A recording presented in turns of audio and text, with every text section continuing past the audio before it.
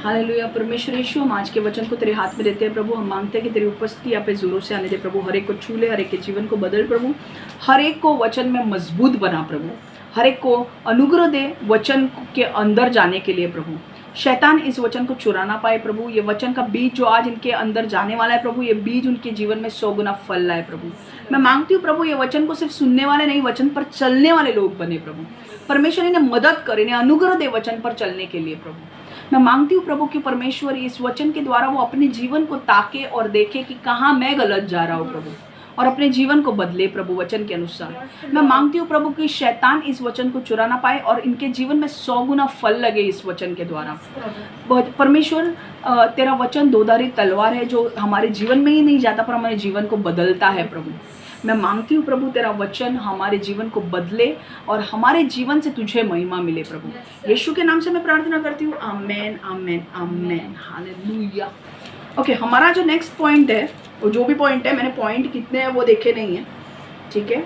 तो next point जो है वो ये है कि anybody can be deceived. Anybody can be deceived. किसी को भी धोखा दिया जा सकता है। किसी को भी धोखा दिया जा सकता है।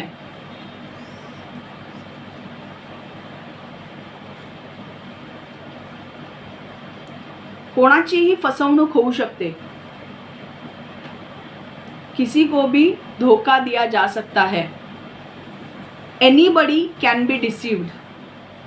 कोणाचीही फसवणूक होऊ शकते। अगर आपको इस वक्त पे, अगर आपको खोलने के लिए बाइबल नहीं टाइम मिलता है, मैं पहला इंग्लिश पढ़ती हूँ ताकि आप वो टाइम पे बाइबल खोल सके, ठीक है। तो जब टाइम मिलता है तो करो, नहीं तो कितना कौन सा वचन है वो लिख के लो। जब वीडियो रिलीज हो जाएगा तो वापस वचन ये सुनो। समझ में आ रहा है? अंदर जाने दो ये वचन को, ठीक है।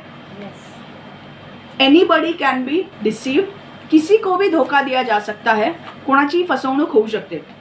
देखो, शैतान जो है वो किसी को भी धोखा दे सकता है। शैतान के लिए काला मोटा पतला कोई ऐसा कोई नहीं होता है, कौन ज़्यादा रिच कौन कम गरीब, उसको कुछ पड़ी नहीं है। शैतान जो है, लूसीफर जो है, वो एक नंबर का सेल्फिश व्यक्ति है।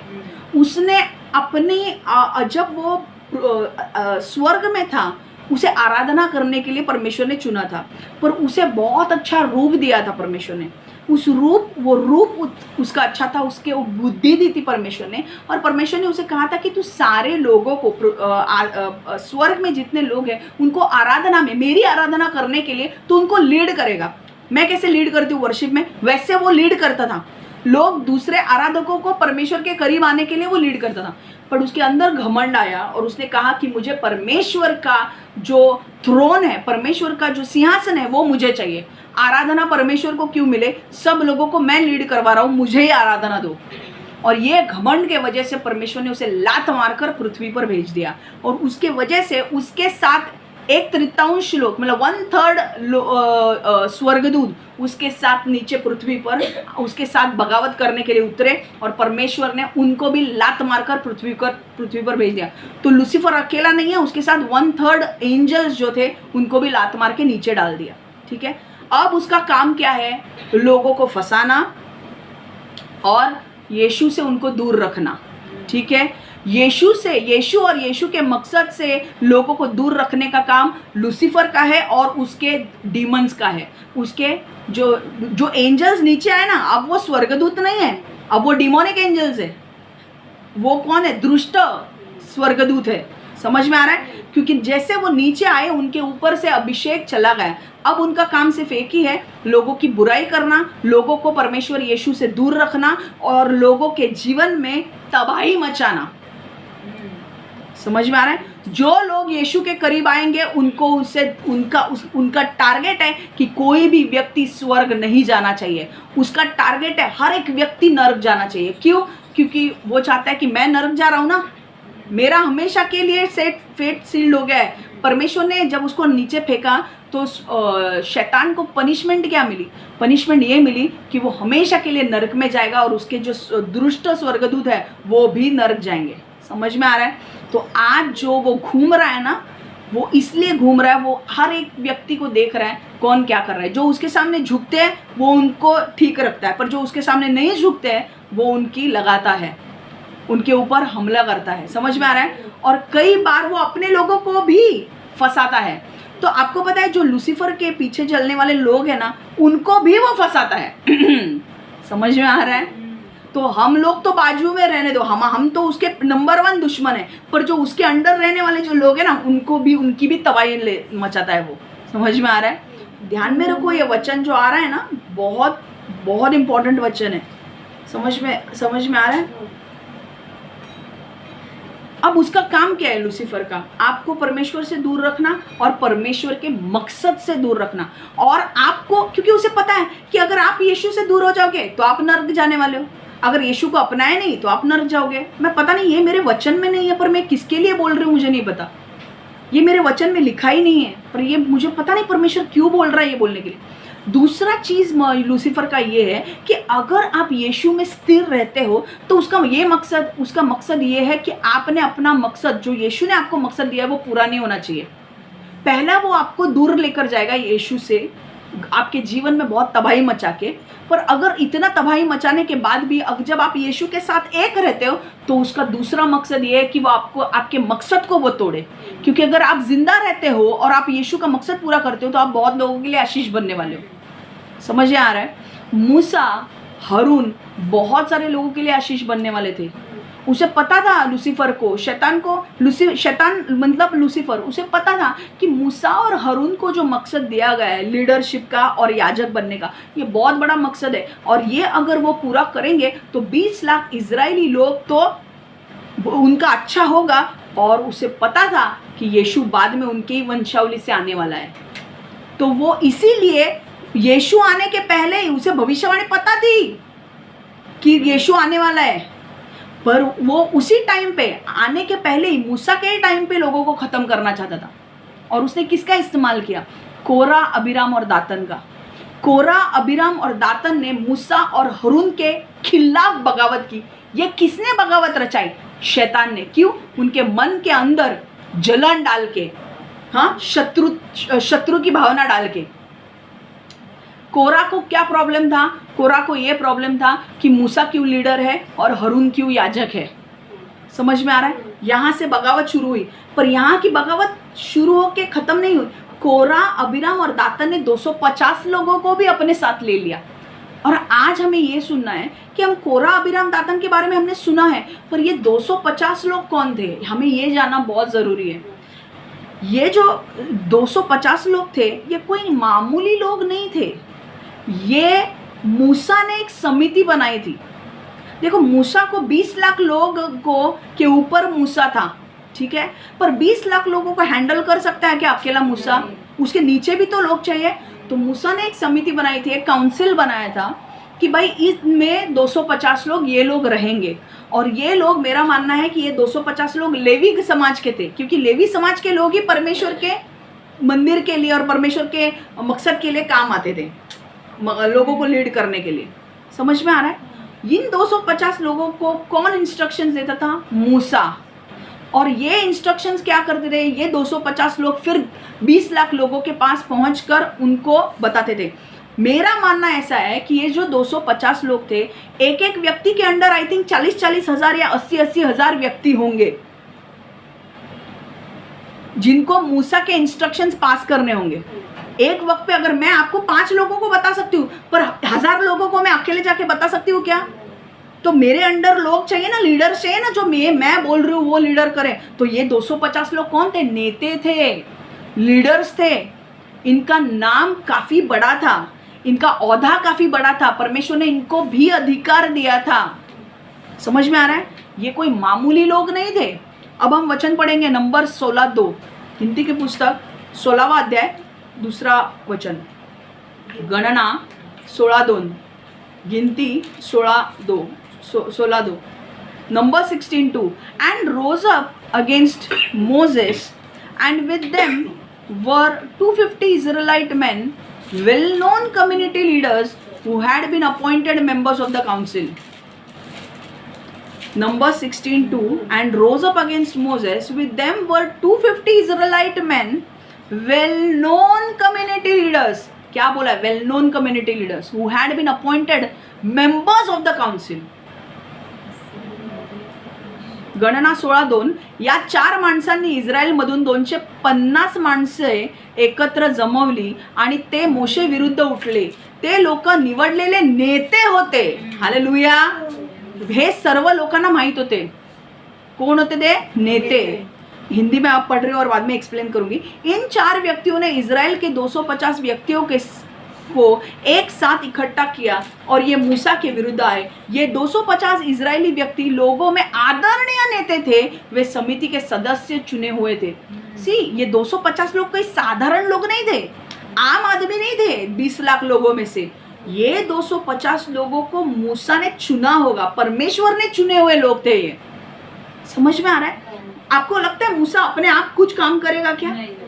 20 लोगों की जिम्मेदारी तो उसको परमेश्वर को पूछना पड़ेगा. और मूसा ऐसा भविष्यवक्ता था कि परमेश्वर से आमने सामने बात करता था. तो आपको लगता है ये 250 लोग ऐसे ही रैंडमली आए होंगे? परमेश्वर ने बोला होगा ना मूसा को कि 20 लाख लोगों में से इन लोगों को चुन, तभी उसने चुना होगा, तभी इनको ट्रेनिंग मिला होगा, अधिकार भी मिले होंगे, है कि नहीं? क्योंकि परमेश्वर ने इनको चुना था. पर अब देखो, कोरा, अबीराम और दातन. कोरा, अबीराम और दातन ने इस चुने हुए नेते, ये जो चुने हुए नेते थे ना, ये कोई साधारण लोग नहीं थे. इनका नाम ऊंचा था, इनके पास अधिकार था और ये फेमस लोग थे. ऐसे नेते, मतलब आज के तारीख में आप लोग इन्फ्लुएंसर्स बोल सकते हो. आज के तारीख में बड़े बड़े लोग जो है, जिनके पास अधिकार है, बड़े बड़े स्कूल के प्रिंसिपल है जिनके पास अधिकार है, ट्रस्टीज, बड़े बड़े फाउंडेशन के ट्रस्टीज जो है कि नहीं, बड़े बड़े बिजनेसमैन हैं, उस टाइप के लोग थे वो. आज के बड़े बड़े बिजनेसमैन का नाम आप जानते हो ना, कौन है? अंबानी है या और महेंद्र, है कि नहीं? am I right? है कि नहीं? बड़े बड़े बिजनेसमैन यार, मुझे अभी याद नहीं आ रहा है क्योंकि मैं फोकस कर रही हूँ अपने पॉइंट के ऊपर. बड़े बड़े बिजनेसमैन को याद करो.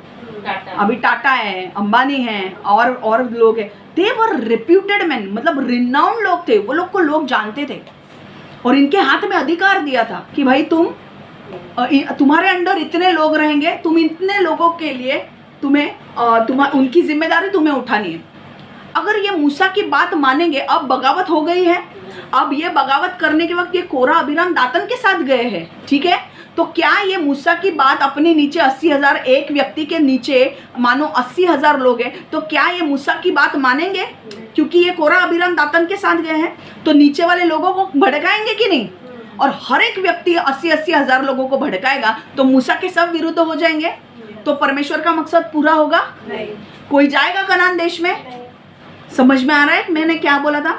शैतान के 2 ही मकसद है. एक तो पहले तुम्हें यीशु से दूर करो.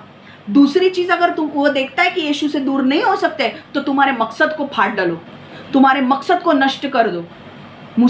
उसने देखा मूसा और हारून को उसके पोजीशन से कोई निकाल नहीं सकता. पहले पोजीशन के ऊपर अटैक हुआ, पहले देखा कि मूसा और हारून को परमेश्वर से कोई दूर नहीं कर सकता. तो दूसरा अटैक क्या आया? मूसा और हारून का जो मकसद है कि 20 लाख लोगों को इजराइल में पहुंचाना, कनान देश में पहुंचाना, उस मकसद को नष्ट करते हैं. और उस मकसद को नष्ट करने के लिए शैतान ने किसका इस्तेमाल किया? कोरा, अबीराम, दातन और इस 250 लोगों का. समझ में आ रहा है? ये 250 लोग साधारण लोग नहीं थे, ये परमेश्वर ने चुने हुए लोग थे. 16, तीसरा अध्याय हम पढ़ेंगे. 16 गिनती की पुस्तक 16:3.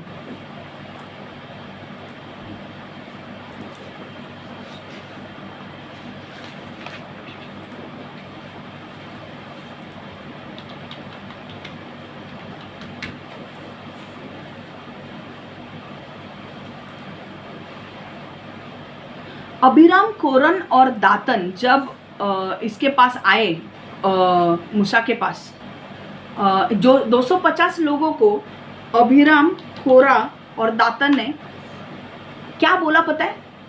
कि हम पवित्र लोग हैं, है कि नहीं? हम सब पवित्र लोग हैं, हमें भी परमेश्वर ने चुना है. तो मूसा और हारून कौन होते हैं? अपने आप को ऊपर रखने वाले हमारे. क्यों मूसा लीडर है और क्यों हारून याजक है? समझ में आ रहा है? समझ में आ रहा है? अब वचन देखो, मैं ऐसे नहीं बोल रही हूँ, मैं वचन के साथ आपको दिखा रही हूँ कि मैं जो बोल रही हूँ वो सच है कि नहीं। Number 16:3, they came as a, English में पढ़ रही हूँ, they came as a group to oppose Moses and Aaron and said to them, they came as a group they came as a group to oppose Moses and Aaron and said to them, you have gone too far, the whole community is holy and every one of them, and the Lord is with them, why then do you set yourself above the Lord's assembly? गणना 16:3, ते मोशे विरुद्ध बोलण्यासाठी समूहाने आले म्हणजे कितने लोग उनके साथ थे? कोरा, अबीराम, दातन और 250 लोग भी उनके साथ मिल गए। तो जलन जो है ना, परमेश्वर के चुने हुए लोगों के अंदर भी आ सकती है, दूसरे चुने हुए व्यक्ती के लिए। समझ आ रहा है? मैं उस पॉइंट पे आऊंगी।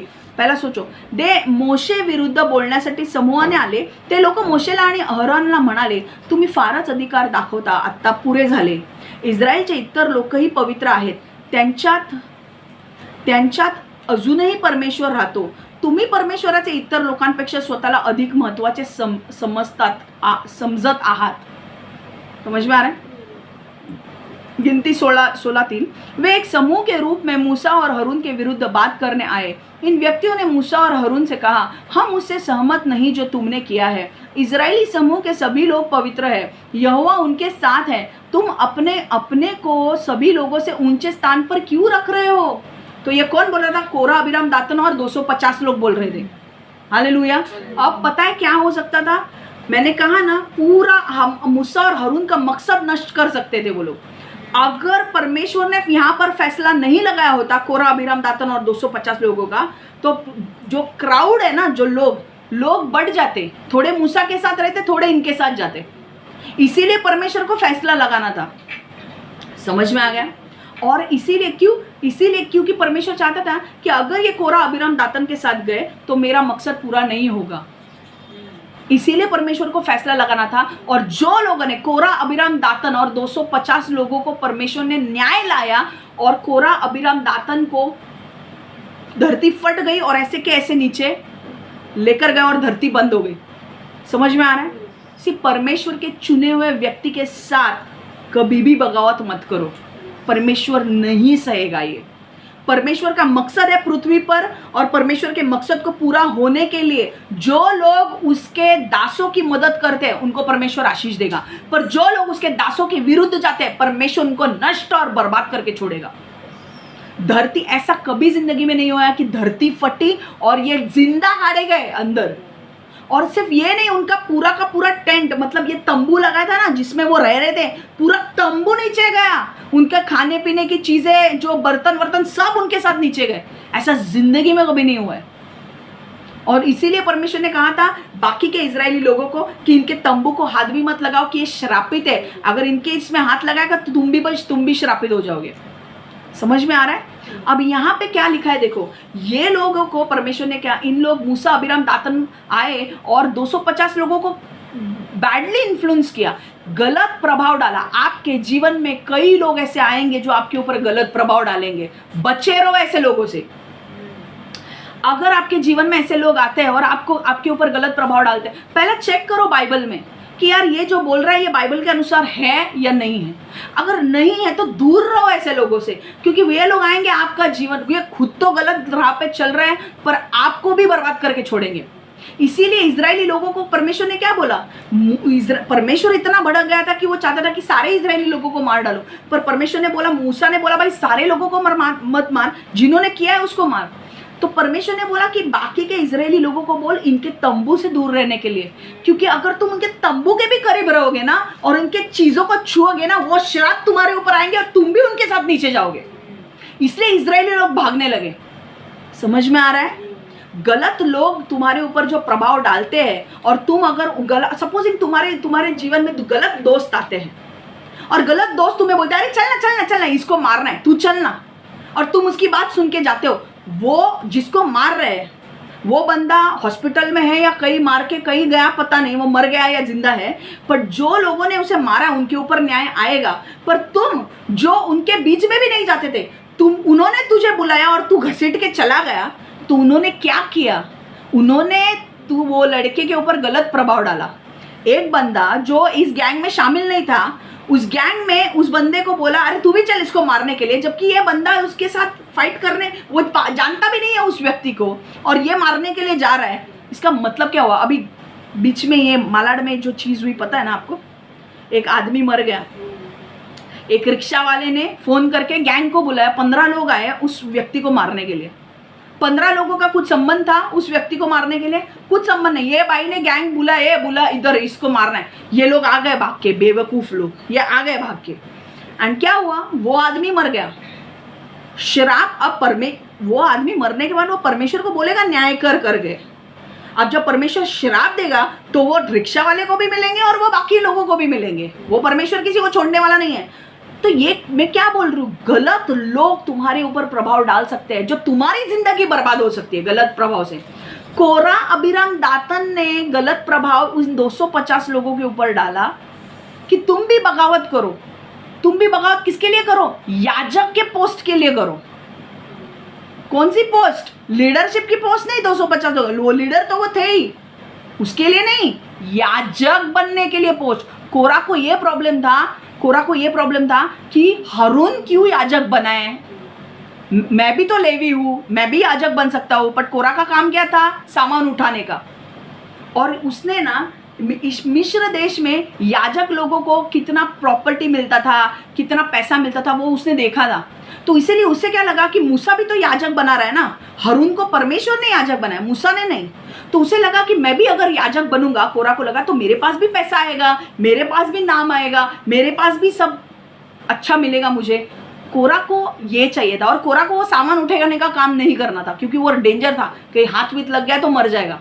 और इसीलिए कोरा ने उन बाकी 250 लोगों को भी भड़काया कि तुम भी याजक के पोस्ट के लिए अप्लाई करो।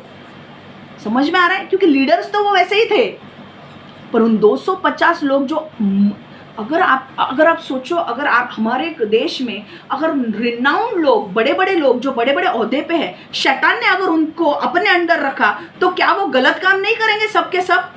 तो देश क्या उन्नति पाएगा?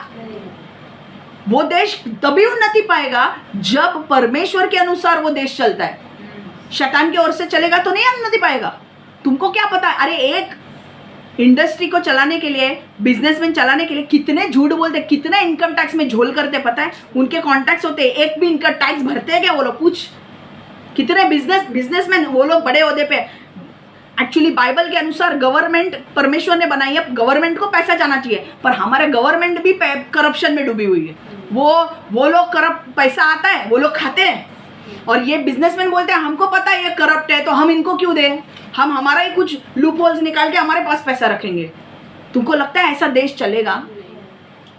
अगर ऐसे औहदे के लोग अगर गलत काम करने लगे, पता है आपको कौन से लेवल की बर्बादी देश में चालू हो जाएगी? ये 250 लोगों ने कौन से पोस्ट के लिए बगावत कर रहे थे? याजक बनना था उनको। आपको पता है याजक बनने का चांस कोई भी याजक नहीं बन सकता है, याजक परमेश्वर चुनता है। और याजक का काम क्या होता है कि धूप जलाना परमेश्वर के सामने। और मैंने आपको कहा था कि जब परमेश्वर के मंदिर में कोई याजक के अंदर भी नॉर्मल आदमी एंट्री भी नहीं ले सकता है, सिर्फ याजक लोग धूप जला सकते हैं, और ये 250 लोगों को याजक बनना था। समझ में आ रहा है? अब देखो वचन एक पॉइंट मुझे ये बताना है कि आपके जीवन में, पहला एक पॉइंट मुझे बोलना है, आपके जीवन में ना गलत लोग प्रभाव डाल सकते हैं। दूर रहो गलत लोगों से। वो रिक्शा वाले ने 15 लोगों को बुलाया, 15 लोगों को अक्ल भी नहीं है, वो लोग बुलाया तो ये लोग गए और उसको मार डाला। अरे तुम्हारे उसका कुछ हुआ क्या? और अगर तुम्हारा और किसी और के साथ होता तो सॉरी बोल के छोड़ दो। तुम क्यों पढ़ रहे हो इसमें?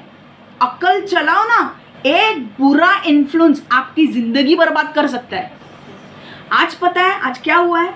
वो रिक्शा वाला और उसका झगड़ा हुआ, वो आदमी तो मर गया, रिक्शा वाला और बाकी के सारे लोग जेल में गए, लाइफ बर्बाद 10 साल 15 साल के लिए। आधे घंटे का झगड़ा, आधे घंटे के झगड़े में वो बेवकूफ 15 लोग भी वहां पे आए, 10 लोग आए मारने के लिए। वो 10 लोगों को क्या जरूरत थी आने की? ये भाई साहब बोल रहे तू आ तो मैं आता हूं। मतलब क्या हुआ? किसका गलत प्रभाव पड़ रहा है?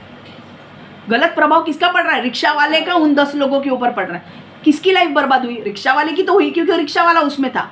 अरे उसने छोड़ के जाना चाहिए था ना आगे, भाई माफ करो माफ करो करो बोल के नीचे जाना जाना नहीं चाहिए था। उसने कॉल करके बुलाना नहीं चाहिए था। उसने 10 लोगों को बुलाकर खुद की तो लाइफ बर्बाद कर ही दी, क्योंकि वो भी मारने में शामिल था उसने, और बाकी के 10 लोग जो थे जिसका उस आदमी के साथ कुछ भी नाता नहीं था, वो भी जेल में सड़ेंगे। अब न्याय तो सबके लिए सेम है ना, वो जड़ सड़ेंगे। कुछ था क्या तुम्हारा? तुमने क्यों सुना गलत? बुरा तुम्हारे ऊपर गलत प्रभाव लोग डाल सकते हैं। ए चल ना, मैं दारू पी रहा हूँ तू भी चल, तू बोल मैं नहीं आऊंगा। चल ना, मैं सिगरेट पी रहा हूँ तू भी चल, नहीं मैं नहीं आऊंगा। चल ना, मैं इसका खून करने की सोच रहा हूँ तू भी चल, नहीं मैं नहीं आऊंगा, मैं नहीं आऊंगा। तुझे जाना है तू कर, मैं परमेश्वर से डरता हूं, मैं नहीं जाऊंगा। तुम्हारी खुद की लाइफ तुम बर्बाद करके लोगे। ऐसे ही कुछ लोग होते हैं। एक गैंग है, एक गैंग का लड़के ने दूसरे गैंग एक लड़के को बुलाया जो गैंग में शामिल नहीं था। ए चल रही, ये बंदे ने ना हमारा कुछ बिगाड़ा है। आजकल गैंग में चलता है, पता है आपको? लड़के लड़कों का भी गैंग होता है, ये हमारी टीम, ये उसकी टीम। उसने कुछ किया होगा, पता नहीं क्या वो ये लड़के ने किया था, पता नहीं। यहाँ इस गैंग के लोगों ने उसको पीटा तो एक लड़का था जो इसमें इन्वॉल्व भी नहीं था, उसको भी ले लिया, चल तू भी चल। और वो आया, उसने बम्बू लेकर मारा उस लड़के को, वो एडमिट हुआ है साइन हॉस्पिटल में। न्याय होगा कि नहीं? बुरे लोग तुम्हें बुलाते, मुझे समझ में नहीं आता, मुझे समझ में नहीं आता, समझ में आता है तुझे, ऐसा नहीं है। कहीं ना कहीं तेरा कनेक्शन होगा ना, इसीलिए तो तू गया ना वहां पे। कोई आम आदमी, रास्ते का आदमी तेरे को बोलेगा तू चल मेरे साथ इसको मारने के लिए, तो तू जाएगा क्या? तेरा कनेक्शन उन गलत लोगों के साथ था, इसीलिए तू गया। और तेरा कुछ गलत चीजें हो रही थी, इसलिए परमेश्वर ने तुझे यहां तक लाया, और इसीलिए तुझे बोला कि यहां तक आया है बेटा, अब तू सुधर जा, नहीं तो अंदर चला जाएगा और हम कुछ नहीं कर पाएंगे। तेरे को रास्ते पर से कोई आदमी बुलाएगा किसी को मारने जाना है, तू जाएगी? तुझे कुछ तो वो लोगों से कनेक्ट होगा ना, कुछ तो पता होगा ना भाई वो किसको मारने जा रहा है, क्या मारने जा रहा है, तो ही तू जाएगा ना। तुम गलत संगति में रहोगे तो बर्बाद होगी। आज नहीं तो कल ना जेल में जाना पड़ेगा, अगर अभी सुधरे नहीं तो। समझ में आ रहा है? दूसरे तुम्हारा लफड़ा हुआ क्या उस व्यक्ति पर्सन के साथ? दूसरे लोग बोलते तू चल गैंग के साथ इसको मारने के लिए, तुम क्यों जा रहे हो उस गैंग के साथ मिलने के लिए, उसको मारने के लिए? तुम्हारा लफड़ा है क्या? उनको क्या करना है वो कर रहे हैं, तो सजा उनको मिलेगी, तुम्हें नहीं। ओन क्या होशियार था, अब कोरा अबीराम दातन के साथ ओन भी पहले था, पर जब उसके बीवी ने उसे समझा, ओन बोला भाई माफ करो मैं तुम्हारे टीम में नहीं हूं। बच गया कि नहीं ओन? है कि नहीं?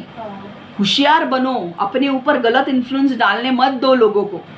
मेरे को ना ये बड़े लेवल का है, ये इतना बड़े है ना, ये लूसीफर का राइट हैंड है, मेरे को बोल रहा है करने के लिए तो मैं करूंगी। ये लूसीफर का राइट हैंड, लूसीफर का राइट हैंड बोलने दो, लेफ्ट हैंड बोलने दो, वो तो जाएगा ही तुम्हारे साथ, वो तुमको भी लेकर जाएगा, वो तो खड्डे में जाएगा ही, पनिशमेंट उसके, न्याय तो उसके ऊपर आएगा, पर साथ में तुम जो बेवकूफ लोग उसके साथ कंपनी में बैंड वैगन में ज्वाइन हो रहे हो ना, तुम्हारी भी बर्बादी करके जाएगा वो, और उसको कुछ फर्क नहीं पड़ेगा जो उसने किया है उसके लिए, बिकॉज इतना एविल भरा है अंदर। आपको पता है ना, कुछ लोगों के अंदर इतना इविल भरा हुआ था ना, उनको कुछ फर्क नहीं पड़ता है। मेरी बर्बादी हो रही है ना, मेरे साथ तेरी भी हो रही है, क्या फर्क पड़ेगा, मैं हो रहा है तू भी चल। और लूसीफर का यही मानना है, मैं तो बर्बाद होने ही वाला हूं, मैं तो स्वर्ग में जाने वाला नहीं, पर मैं तुम लोग को भी लेकर जाऊंगा।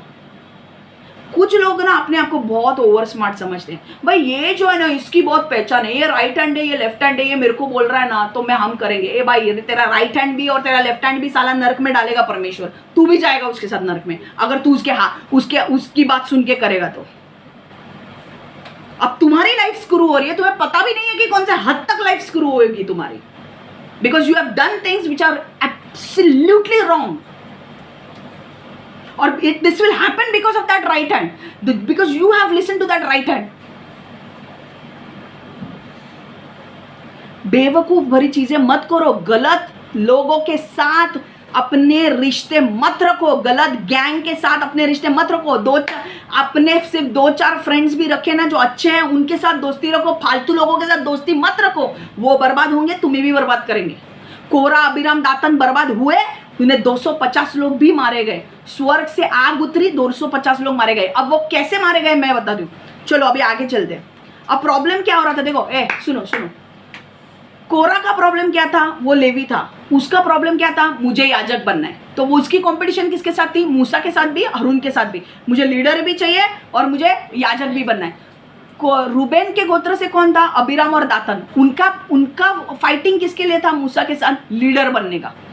क्योंकि रूबेन के यहाँ से कौन आता था, बर्थराइट किसको मिलना चाहिए था, रूबेन के लोगों को मिलना चाहिए था।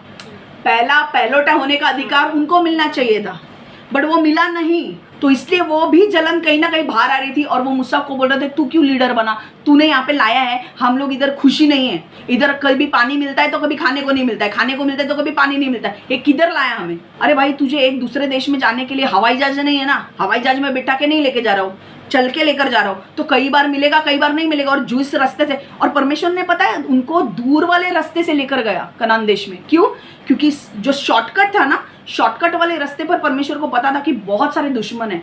अगर इजरायली लोग इन दुश्मनों से लड़ेंगे ना, वो डर के पीछे चले जाएंगे। इसलिए परमेश्वर ने बोला मैं लंबा रास्ता लूंगा। समझ में आ रहा है, परमेश्वर को पहले ही पता है तुम्हारी मेंटालिटी क्या है। ये इसको देखेगा ना, इनके देख के ये डर जाएंगे। मैं नहीं चाहता कि ये डरे, इसलिए मैं दूर से लेकर जाऊंगा जहां पर ये लोग नहीं है। तो पागल नहीं था परमेश्वर, मूसा को घुमा रहा था तो वो, पर ये लोग बगावत करने लगे। अब तीसरी बारी आते 250 लोगों की। 250 लोग किस लिए बगावत कर रहे थे, उनको हारून की तरह याजक बनना था। और मैंने कहा ना, याजक की पोस्ट पाना भाई तुम्हारे हाथ में नहीं है, वो परमेश्वर चुनता है याजक। God appoints priest, okay, God is the one who appoints the priest. You can not appoint yourself as a priest. तुम खुद को प्रीस्ट करके नहीं बना सकते, ठीक है। अब आगे हम वचन को देखेंगे। गिनती की पुस्तक 16 से 18, गिनती 16 से 18, गणना 16 से 18, number 16 to 18. Moses said to Korah, you and all your followers are to appear before the Lord tomorrow, and you and they and Aaron, each man is to take his censer and put incense in it, 250 censers in all, and present it before the Lord.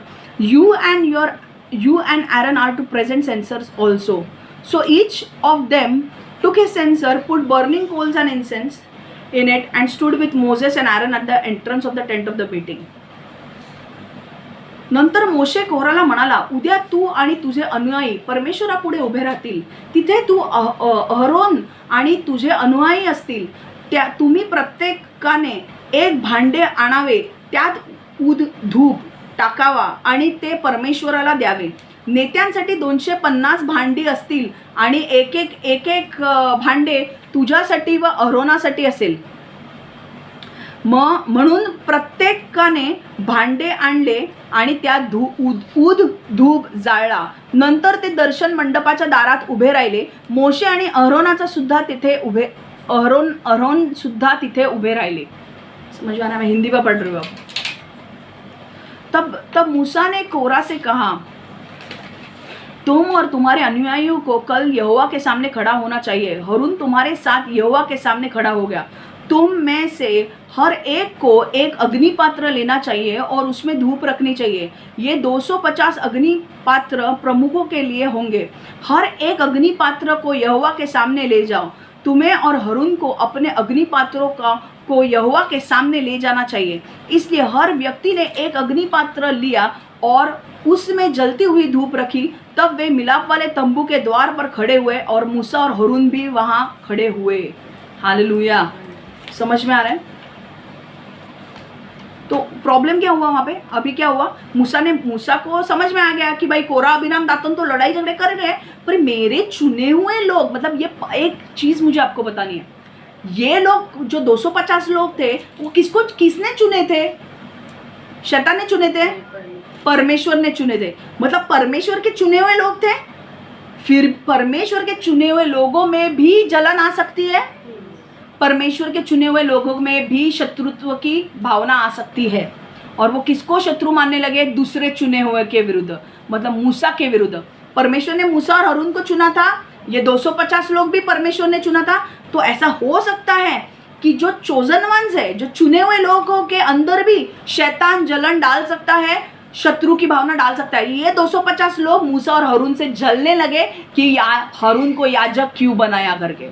तो मूसा ने क्या बोला, भाई तुमको इतना problem है ना, क्योंकि मूसा को पता था कि अगर लोग इतने 20 लाख लोग हैं, अगर ये 3 लोग कोरा, अभिराम, दातन और ये 250 लोगों को लिया तो टोटल कितने हो रहे हैं, 250 लोग, 258 लोग, 250 और ये 3 ना, 253 लोग। तो 253 लोग, 253 लोग 20 लाख लोगों की बर्बादी कर सकते हैं, इसलिए इनका फैसला लगाना जरूरी है। इसलिए उसने क्या बोला पता है, एक काम करते हैं, हम एक टेस्ट लेते हैं, कल हारून भी धूप जलाएगा, अगर हारून भी धूप जलाएगा और 250 लोग भी धूप जलाएंगे, जो परमेश्वर की ओर से है, हाँ, जो परमेश्वर की ओर से है परमेश्वर उसे जिंदा रखेगा, जो परमेश्वर की ओर से नहीं है परमेश्वर उसे मार डालेगा।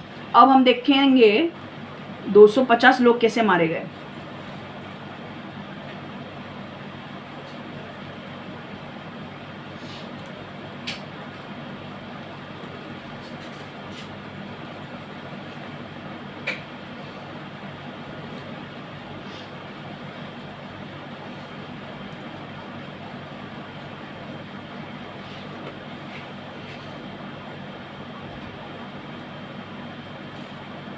एक मिनट ना, 20 नहीं तो 25 नहीं।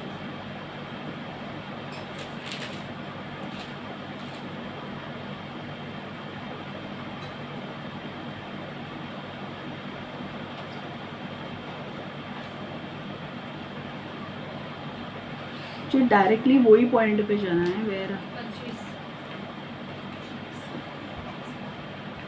16 एक मिनट।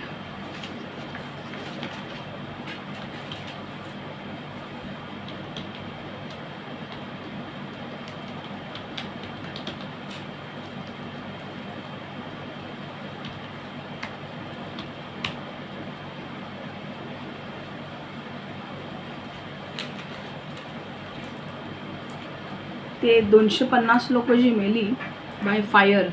25 16 25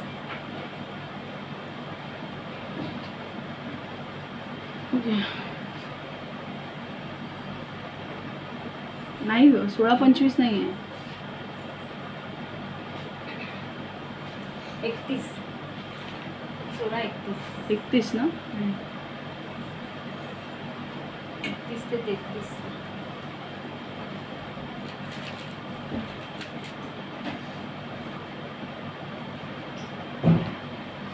हां, 31 पासून 35 पर्यंत वाचूया आपण नंबर। एक गिनती की पुस्तक 16 31 से 35।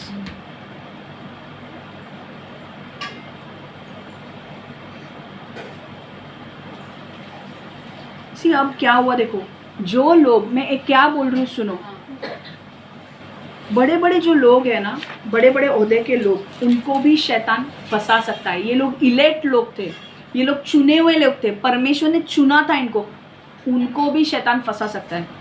आगे चल के पास्टर्स होंगे, अलग अलग इसमें अलग अलग चर्चेस होंगे, पास्टर्स होंगे, बड़े बड़े परमेश्वर के दासों को भी शैतान फंसा सकता है। तो हमें होशियार रहने की ज़रूरत है।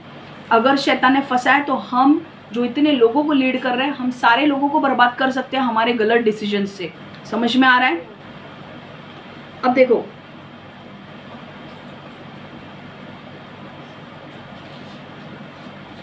इन 250 लोगों को ऐसे लगा कि हम भी लेवी लोग हैं और हम भी याजक बन सकते हैं। पहले तो लीडर की देखो, चुने हुए लोगों में भी जलन आ सकती है। आज अगर कविता है, मेरे चर्च में कविता है और मैं लीडर हूँ, कल एग्जाम्पल दे रही हूँ, कल कविता के मन में आ सकता है कि क्यों शमाई बैठी है इधर, मैं भी तो प्रचार कर सकती हूँ। तो क्षमा को निकाल के कुछ लोगों ने ना चर्चेस में ऐसे किया है। जब चर्च के पास्टर्स चले जाते थे ना, तो उन्होंने तो उनके चर्च को हड़प किया है। एक चर्च का पास्टर दूसरे चर्च के पास्टर, मतलब मैंने ये अपने आंखों से किया है, देखा है कि एक चर्च था, उस चर्च में दूसरा पास्टर आया और आधे लोगों को लेकर गया तो चुने हुए लोग जो बोलते हैं ना, चुने हुए लोग, परमेश्वर ने चुने हुए लोगों में भी दूसरे चुने हुए लोगों के लिए जलन डाल सकता है। ये 250 लोग परमेश्वर ने चुने हुए लोग थे, इनके अंदर जलन डाली मूसा और हारून के विरुद्ध। ये ध्यान में रखो, तुम्हारे अंदर भी मेरे खिलाफ जलन आ सकती है। तुम भी चुने हुए हो, कीर्ति के लिए मेरे ऊपर जलन आ सकती है, या मुझे उसके लिए जलन आ सकती है, ऐसा भी हो सकता है। ये तुला होतं वाटतं म्हणून हसतेस। मैं ये नहीं कर रही हूँ, बट ऐसा होता है। शैतान डाल सकता है अंदर। आपको क्या रहना है? आपको परमेश्वर के अधीन रहना है। क्या ये 250 लोगों ने मूसा का मन्ना नीचे आते हुए नहीं देखा था? क्या मारा? अगर मूसा ने कितने सारे चमत्कार किए, क्या इन लोगों ने नहीं देखे थे? सबने देखे थे। फिर भी इनके अंदर इतना घमंड आया कि हम भी वो पोजीशन पा सकते हैं। आपको घमंड ना बुरी चीजें करने के लिए लगाएगा। घमंड के अंदर आप घमंड और ग्रीडीनेस पोजीशन के लिए मत जाओ। घमंड अपने अंदर आने मत दो। घमंड एक सोर्स है, एक बीज है। वो बीज ना गलत गलत फल लाएगा। घमंड का बीज अगर आपके अंदर लग गया ना, तो फिर कोवचियसनेस, दूसरों का लूटना, दूसरों के रिलेशनशिप लूटना, दूसरे के घर लूटना, दूसरे की प्रॉपर्टी लूटना, दूसरों की बर्बादी करना, ये बिजनेसमैन में भी बहुत होता है। इसका प्रोडक्ट बहुत अच्छा चल रहा है, इसके प्रोडक्ट को दबाने के लिए हम दूसरा प्रोडक्ट लॉन्च करेंगे। और इनके जो अरे बड़े बड़े लेवल पे उनके कॉन्टैक्ट्स होते हैं, ए भाई वो बड़े लेवल पे कॉन्टैक्ट करके बोलेंगे इसका आगे प्रोजेक्ट मत जाने दो। और ये आदमी जो बैठा है ना, ये आदमी बैठा है ना, इसको लगता है ये बाप है, दूसरे बिजनेसमैन आना ही नहीं चाहिए, ये मोनोपोली करेगा। तो मैं बोलना चाहती हूँ, तेरे बाप की बाप हूँ मैं। समझा? हम भले छोटे हैं, पर आगे चल के पूरी दुनिया हमको देख रही है। जो बेटा तू तेरे लोग तुझे जानते भी नहीं है ना, उतनी दुनिया हमको जानती है। समझा? अपने औकात में रहे। और तूने ये जो किया है ना, हर लोगों को बोल के इसका ये रोक दो, उसका ये रोक दो, तू तो साला जाने वाला है, बाकी सब जाने वाले उसके साथ। और ये हुआ है। बड़े बड़े पोजीशन, आपको पता है, बड़े बड़े पोजीशंस पे आपको उस पोजीशन पे लाने नहीं देना चाहिए। इसलिए बड़े लोगों को, वो बड़ा बिजनेसमैन जो बैठा है ना, वो उधर फोन करेगा, उसको बोलेगा ए इसका ये पास होने मत दो,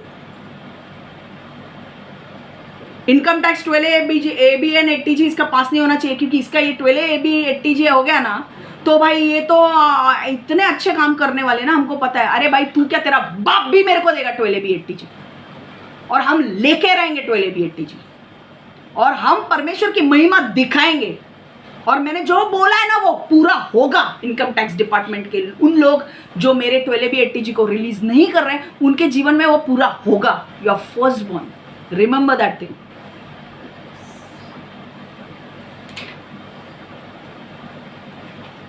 कि कोई रोक नहीं सकता। जिसके साथ परमेश्वर है ना, उसको डरने की जरूरत नहीं है। हम किसी के बाप के बंधे हुए लोग नहीं हैं। हमारा परमेश्वर हमें चलाता है। मैं तेरे घर पे नहीं आई हूँ खाने के लिए, या तू मुझे नहीं खिला रहा है, मेरा बाप मेरे को खिला रहा है कि नहीं?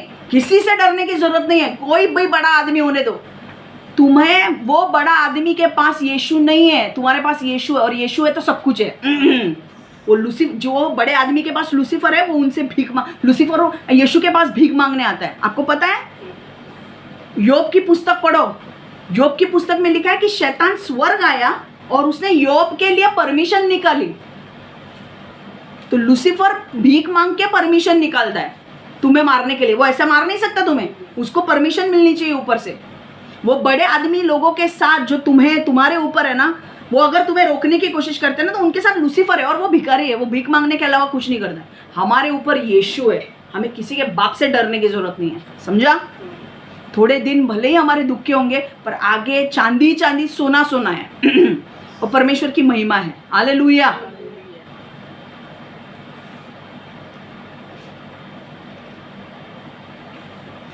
और मैं वापस बोल रही हूँ, पता नहीं परमेश्वर मुझे ना बार बार यही चीज बोल रहा है, गलत लोगों के प्रभाव में मत जाओ। बहुत लोग आएंगे गलत प्रभाव डालने के लिए। मैं दारू पीती हूँ, चल ना मेरे साथ बैठने के लिए। भाई मेरे को नहीं पीना है, तुझे पीना है तू पी। मैं सिगरेट पीती हूँ, तू भी चल सिगरेट पीना। मुझे नहीं पीना है भाई, तुझे करना है तू पी। मैं तो बोलूँगा तू भी छोड़, मुझे भी नहीं, तुझे भी नहीं पीना है। समझ में आ रहा है? कुछ बोलेंगे अरे मैं इसकी निंदा कर रही हूँ, तू भी बैठ जा इसकी निंदा करने में। नहीं बोलना, मेरे को नहीं बैठना है, तुझे करना है तू कर, मैं इसमें नहीं हूँ। Don't sit with Sinners, don't फालतू के गॉसिप मत सुनो, ये क्या है वो क्या है, फालतू में मत बढ़ो, गलत प्रभाव आपके ऊपर आने मत दो।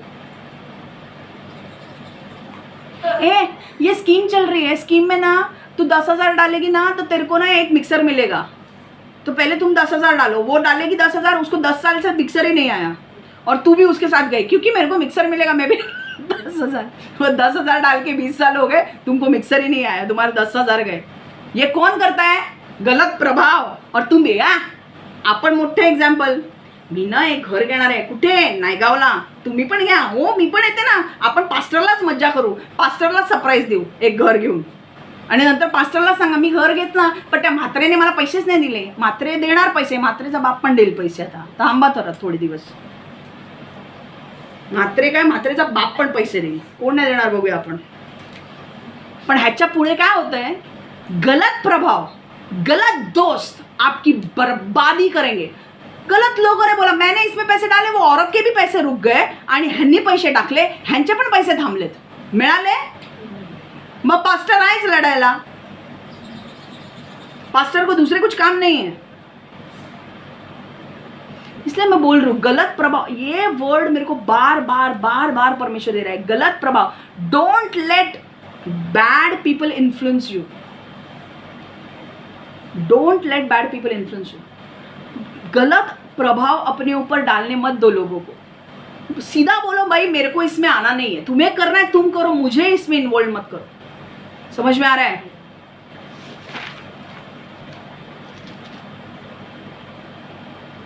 तुम्हें पता है गलत प्रभाव डालने के वजह से ये 250 लोग जो थे, हमने वो पढ़ा नहीं ना वचन अभी तक 31 से 35, अब हम पढ़ेंगे और खत्म करेंगे, फिर दूसरा वही ये लेंगे। ये 250 लोग बाकी के लोगों को भी भटकाने वाले थे, समझ में आया? इसलिए परमेश्वर ने फैसला क्या कर दिया? कोरा, अबीराम, दातन, मूसा ने बोला सब लोग खड़े रहेंगे, कोरा, अबीराम, दातन को धरती निगल गई और 250 लोगों के ऊपर आग आई और 250 लोगों को निगल गई। हम वचन पढ़ेंगे, चलो फटाफट। गिनती की पुस्तक 16, 31 से 35। As soon as he finished saying all this, the ground under them split apart, and the earth opened its mouth and swallowed them and their households and all those associated with Korah, together with their possessions. They went down alive into the realm of the dead with everything they owned. The earth closed over them and they perished and were gone from the community. At their cries, all Israelites around them fled shouting, "The earth is going to swallow us too." And fire came out from the Lord and consumed the 250 men who were offering the incense. समझा? परमेश्वर ने 250 लोगों के ऊपर आग लाई और नष्ट कर दिया। मराठीमध्ये बोलते, जेव्हा मोशेचे बोलणे संपले तेव्हा त्या लोकांच्या पायाखालची जमीन दुभागली, धरतीचे जणू आपले तोंड उघडून त्यांना गिळून टाकले। कोराची सगळी माणसे, त्याच्या संपूर्ण घराणे आणि त्यांची सर्व चीज वस्तू त्यांच्या बरोबर जमिनीत गेली। ते लोक जिवंतपणे कबरेत गेले आणि त्यांची सगळ्या चीज वस्तू ही त्यांच्या बरोबर गेल्या। नंतर जमीन पूर्वव्रत झाली, परत वैसे ही हो गई जमीन। ऐसा कभी देखा है क्या होते हुए? जमीन फट गई, इनको निगल गया और वापस कंप्लीट वैसे ही देखा है कभी होते हुए? परमेश्वर ने किया। नंतर जमीन पूर्ववत झाली, ते नष्ट झाले लोकातून नाहीसे झाले। इस्रायलच्या लोकांनी नाश होत असलेल्या लोकांचा आक्रोश ऐकले आणि म्हणून ते सर्व सैरावैरा धावू लागले आणि म्हणाले, पृथ्वी आपल्याला सुद्धा गिळून टाकील। नंतर परमेश्वराकडून अग्नी आली, त्याने उदधूप जाळणाऱ्या 250 लोकांचा नाश केला। मैंने लास्ट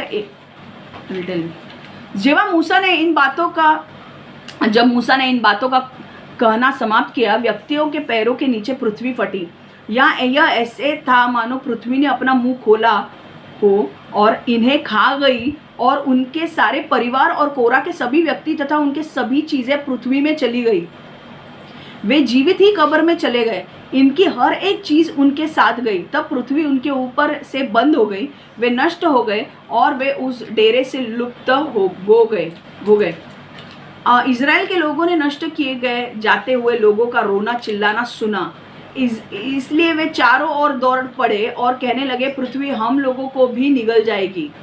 तब उन्होंने देखा तो वो डर गए बाकी के लोग, समझा?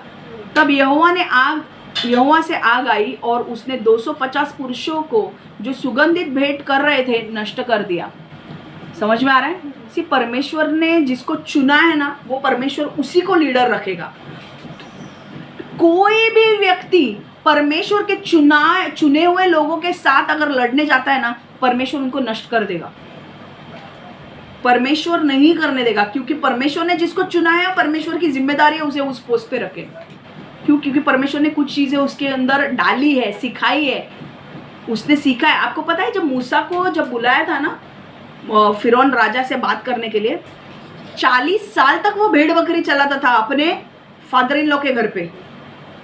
समझ में आया? 40 साल तक उसे अपने भेड़ बकरियों को संभालने का कैसे परमेश्वर ने सिखाया था। फिर बाद में उसे पता था कि भाई मेरी भेड़ बकरी अगर यहाँ पे गई, उसे चोट लगी तो क्या करना है, वो संभालता था। वो एटीट्यूड, वो चीज़ें, एट्रीब्यूट्स उसके अंदर डाली थी मूसा के अंदर कि तुझे भेड़ बकरियों को संभालना है। क्योंकि परमेश्वर बोल रहा था अगर इनको तूने 40 साल तक अच्छी तरह से संभाला ना, तो मेरे लोगों को संभालेगा तू। कोरा अबीराम दातान ने नहीं किया था 40 साल भेड़ बकरियों को संभालने का काम। दाऊद को क्यों बनाया इजराइल का राजा? क्योंकि दाऊद ने पहले अपने भेड़ बकरियों को चढ़ाने का काम करता था। दाऊद भेड़ बकरी को चराता था, अब मेमने जो होते थे ना उनको चराता था। और जब मेमनों को चुराने के लिए जब सिंह आया तो उसने सिंह को फाड़ दिया। जब बैर मिनटों का अपन अस्वल को इसमें क्या बोलते हैं, भालू आया तो भालू को भी फाड़ दिया। बोला मेरे भेड़ को अगर हाथ लगाया ना तूने, फाड़ के रख दूंगा। और इसलिए परमेश्वर ने बोला मेरे भेड़ बकरियों की रखवाली, अपनी भेड़ बकरियों की रखवाली इतने प्यार से ये करता है, तो मेरे लोगों की रखवाली क्या करेगा ये। इसलिए उसको इजराइल का राजा बनाया। समझा? ऐसे ही मुझे राजा बनना है, मैं किंग हूँ, तो किंग है फालतू काम करने के लिए किंग, तो तेरे किंग के ऊपर कोई किंग लाएगा और तेरे को फाड़ के रख देगा। किंग बनने के लिए ना औकात चाहिए। लूसीफर बोलेगा तुम किंग हो, तो तुम किंग नहीं होते हो। It's a self proclaim king. जब परमेश्वर जिसको चुनता है ना राजा, वो राजा है। जब परमेश्वर किसी को रानी चुनता है ना, तो वो रानी है। समझा? क्योंकि उसे वो सारी चीजों का एक्सपीरियंस है। उस पोजीशन पे लाने के लिए उससे कौन से लेवल के टॉर्चर से जाना पड़ा है ना, वो उसको पता है। दाऊद इसीलिए राजा बना और सारे लोगों का भला किया। अच्छा राजा आएगा ना देश में तो सबकी भलाई करेगा। बुरा राजा होगा ना, सब बुरा करेगा। अच्छा चाहिए बुरा? अच्छा, गुड।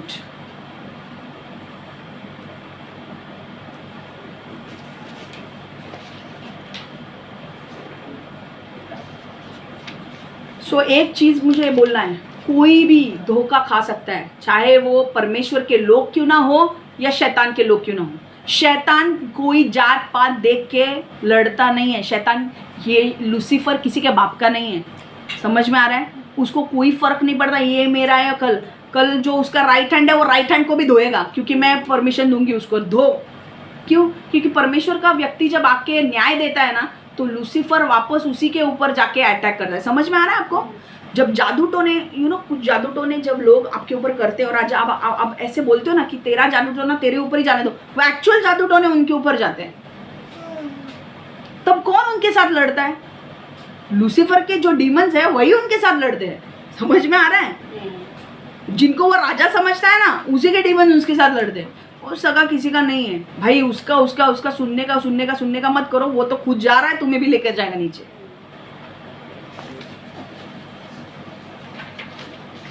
अच्छा, और एक चीज है, अभी और एक पॉइंट लेना है, एक फटाफट पौने घंटे में हम खत्म करेंगे। Contentment is an asset. Second point, contentment is an asset. संतुष्टि एक संपत्ति है। पानी की तरह संतुष्टि एक संपत्ति है। समाधान ही एक संपत्ति आहे। Contentment is an asset. संतुष्टि एक संपत्ति है, समाधान ही एक संपत्ति आहे।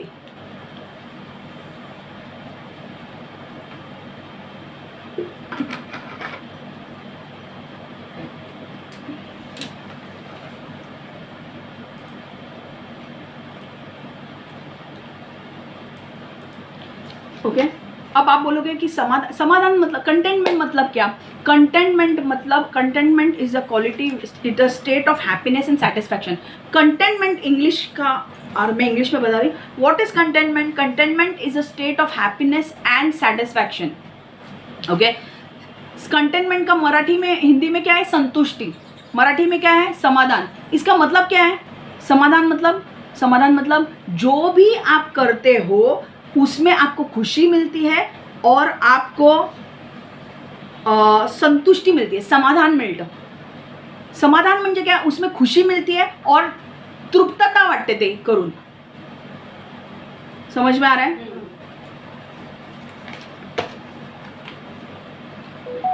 Where is the word? कहाँ पे लिखा है? परमेश्वर बोलता है कि परमेश्वर की सेवा से आपको सबसे ज्यादा संतुष्टि मिलती है, समाधान मिलता है. और ये वचन कहाँ है? 1 Timothy 6:6. 1 Timothy 6:6. 1 Timothy 6:6. 1 तिमोथियोस 6:6. 1 तिमोथियाला 6:6. But godliness with containment is great gain.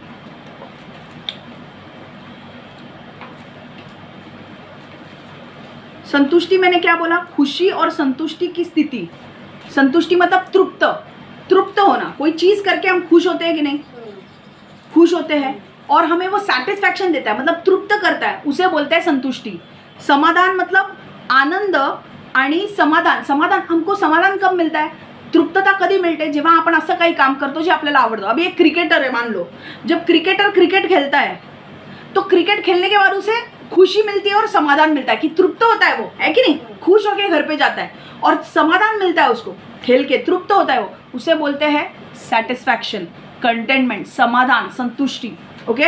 आपको हर व्यक्ति को अलग अलग काम करके कंटेनमेंट मिलता है, संतुष्टि मिलती है, पर परमेश्वर के अनुसार सबसे ज्यादा संतुष्टि, सबसे ज्यादा आनंद, सबसे ज्यादा समाधान, सबसे ज्यादा तृप्तता आपको परमेश्वर की सेवा करके मिलता है. समझ में आ रहा है? Okay. 1 Timothy 6:6. But godliness with containment is great gain. 1 तिमोथियोस 6:6. निश्चय ही परमेश्वर की सेवा भक्ति से ही व्यक्ति संपन्न बनता है, इसी से संतोष मिलता है. तुझ्या याच्यात ते लिहिलंय? संतोष सहित असलेली सुभक्ती तर मोठाच लाभ आहे. ते तुझ्या ते खूप हार्ड लिहिलंय. 1 तिमोथियाला 6:6. वास्तविक पाहता संतोषाने देवाची सेवा करीत असताना मिळणारे समाधान हा फार मोठा लाभ है. समझ में आ रहा है? मैं तेरे सोनी को बोलने वाली हूँ, जल्दी छोड़ना है. संडे को नींद नहीं चाहिए. समझा क्या? सुनो, निश्चय ही परमेश्वर की सेवा भक्ति से ही व्यक्ति संपन्न बनता है. सेवा भक्ति मतलब सेवा करना, परमेश्वर की सेवा करना. इससे क्या होता है? आत्मा खुश होता है. हालेलुया. अंदर तृप्तता आती है. वास्तविक पाहता संतोषाने देवाची सेवा करीत असताना मिळणारे समाधान. कधी मिळणारे समाधान? देवाची सेवा करीत असताना. परमेश्वर की सेवा करते वक्त मिलने वाला जो समाधान है उससे हमें बहुत बड़ा लाभ मिलता है. देख, अगर मन खुश है ना, मन अगर तृप्त है तो हम गलत काम नहीं करेंगे. समझ में आ रहा है? अगर तुम खुश हो कोई चीज करके, तुम्हारे अंदर खुशी है कोई चीज करके.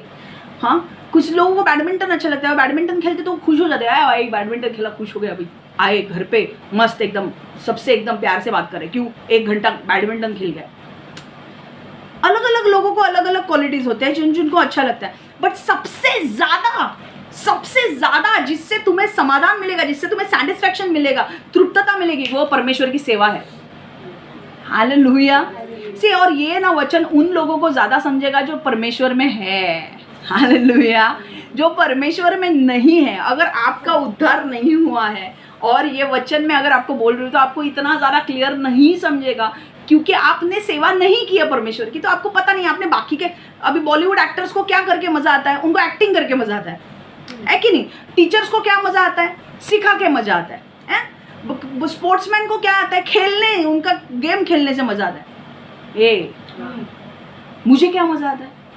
परमेश्वर की सेवा करने. ओके. मैं जब पहले के चर्च में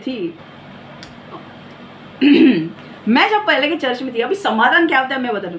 पहले के चर्च में जब मैं थी ना, तो वहाँ पे मुझे बुक स्टॉल का काम दिया गया था, और वहाँ पे संडे स्कूल टीचर्स भी चाहिए थे, क्योंकि लोग बच्चे आ रहे थे, तो संडे स्कूल के लिए सिखाने के लिए बच्चों को चाहिए था।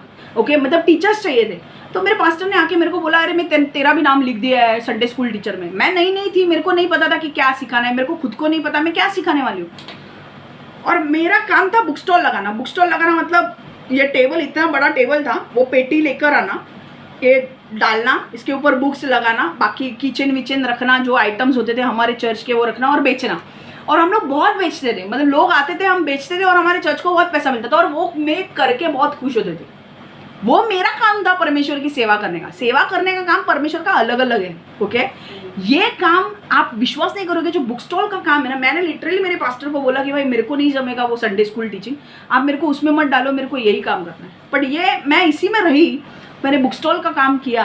बट आप विश्वास नहीं करोगे यार, इतना मज़ा आता था ना ये काम करने में। लोग इतना, पब्लिक इतना लेता था ना बुक स्टॉल की चीज़ें, हमारा पैसा इतना बढ़ने लगा कि हमने हमारा एक नया अकाउंट शुरू किया चर्च का, बुक स्टॉल अकाउंट अलग चालू किया। और हमारे पास इतने पैसे आते थे कि जितने पैसे आने के बाद मैं अपने अकाउंट्स करके मैं अपने पास्टर को दे देती थी वो पैसा।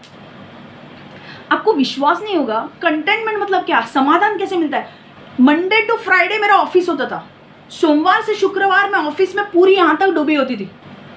एक बार ऑफिस में गए कि ये प्रोजेक्ट होने के बाद दूसरा होने के बाद तीसरा होने के बाद, क्योंकि 5 डेवलपर्स थे, 5 या 6 डेवलपर्स में एक टेस्टर थी, एक के बाद एक, किसका प्रोजेक्ट खत्म हुआ कि दूसरे का होगा, तीसरे का होगा, तो चौथे का। और हमारे यहाँ पे खत्म नहीं होता, तो दूसरे प्रोजेक्ट्स में भी हमें, दूसरे टीम्स में भी मुझे जाना पड़ता था कभी कभी। और यहाँ तक डूबी होती थी मैं, यहाँ तक। और घर पे आने के बाद मेरे अंदर पूरी स्ट्रेंथ नहीं रहती थी। घर पे आने के बाद थोड़ी देर बैठो, टीवी देखो, कुछ सीरियल चलाओ, खाओ और सो जाओ, क्योंकि ताकत ही नहीं रहती थी। बट सैटरडे का काम मेरा एक ऐसा होता था कि सैटरडे को मैं बुक्स लेने के लिए दूसरे बुक स्टॉल में जाती थी मैं। और बुक स्टॉल मेरे, मतलब मैं ना ऐसे बोलती थी कि ये काम मेरा है ना बुक स्टॉल लगाने का, तो मैं इसे अच्छा कैसे कर सकती हूँ, मैं इसे और बेहतर कैसे कर सकती हूँ। तो मेरे जो चर्च के लोग हैं ना, मुझे बोलते थे कि ये बुक चाहिए रे हमको, मिलेगी क्या, ये बुक चाहिए हमको, मिलेगी क्या। तो मैं एक्स्ट्रा एफर्ट्स लेके वो बुक लेने के लिए जाती थी, बुक्स उठा कर। मैं क्यों बोल रही हूँ, मैं कुछ महान कर रही हूँ इसलिए नहीं बोल रही हूँ, मैं कंटेंटमेंट क्या है वो मैं सिखा रही हूँ आपको, समझ में आ रहा है। और वो एग्जाम्पल के द्वारा, उदाहरण के द्वारा आपको क्लियर समझेगा। मैं जाती थी टैक्सी लेकर, भाई इधर पोर्तुगीज चर्च, उधर से बुक्स भरो, 20 पुस्तक तो होंगे, वो लेकर आओ, 3 माले चढ़ो, हाँ 3 माले उतरो, सुबह संडे के लिए लेकर जाओ। 2 हफ्ते के बाद मैं वापस, 2 या 3 हफ्ते के बाद मैं वापस बुक्स देने के लिए जाती थी उसको, या 1 महीना रखने के बाद वापस देने के लिए जाती थी, कि कितने बिकते थे वो बिकते थे, बाकी का पैसा मैं उसको देती थी, और अपना थोड़ा चर्च के लिए रखते थे। और लोग लेते थे, जो नए नए बुक्स होते थे वो लेते थे। कई बार लोग लेते थे, कई बार लोग नहीं लेते थे, पर मुझे एक समाधान ये मिलता था कि मैं ये जो काम मुझे दिया है बुक स्टॉल लगाने का, मैं अपना काम बेस्ट कर रही हूँ। मैं बुक्स ला के रखती थी ना, तो मैं कभी नहीं बोलती थी कि अरे यार मैंने बुक्स ला के रखे, अभी किसी को तो लेना चाहिए। नहीं, लेना है तो लो, नहीं लेना है तो भी मत लो, मेरे को कुछ फर्क नहीं पड़ता है। मैं इसी से खुश हूँ कि परमेश्वर ने मुझे इतनी जगह दी है ना, ये मेरा है ना काम, मैं इसमें से क्या बेस्ट कर सकती हूँ। और मैं बुक्स लाती थी, कुछ लोग लेते भी थे, कुछ लोग मेरे को बोलते थे अरे यार ये बुक ला के देना, अगर तू जाएगी तो ये बुक ला के देना। मैं उनको लेकर आती थी, क्योंकि मैं चाहती थी कि हमारे चर्च के लोग वो बुक पढ़े, उसमें से कुछ सीखे। मुझे मेरे पास्टर ने नहीं बोला था ये सब करने के लिए, मैं खुद से जाके वो एक्स्ट्रा एफर्ट्स करके करती थी। और मैं मेरे पास्टर को इन्वॉल्व नहीं करती थी उसमें, वो मेरा और उसका का ये था, जो बुक स्टॉल वाले का ये था, समझा। पर मेरा नियत बहुत साफ था। मेरा नियत ये था कि परमेश्वर, मेरे जो चर्च के लोग हैं ना, उन्होंने ये बुक पढ़ना चाहिए। आप लिटरली इमेजिन करोगे, 3 माला चढ़ के वो 20 बुक्स लेकर आना, 3 माला नीचे उतरना, ऑफिस संडे मंडे फ्राइडे तक चलता है, एक दिन रेस्ट मिलता था मेरे को सैटरडे को, तभी मैं वो बुक्स लेकर आती थी। वो होता नहीं था तो हमारे यहाँ पे आराधना की प्रैक्टिस होती थी, तो आराधना की प्रैक्टिस करने के लिए हमको जाना पड़ता था। मतलब एक दिन मेरे को रेस्ट का मिलता था, वो भी रेस्ट में नहीं लेती थी। मैं क्या करती थी, वहां पे प्रैक्टिस करने के लिए जाती थी। पर मैं क्यों जाती थी, मैं क्यों करती थी, क्योंकि वो करके मुझे समाधान मिलता था। तो जब मैं वो काम करती थी जो मुझे अच्छा लगता है, और परमेश्वर की सेवा, मैंने क्या बोला, परमेश्वर की सेवा करके आपको सबसे ज्यादा समाधान मिलेगा। तो वो जब समाधान मुझे मिलता था, ठंडी लग रही है,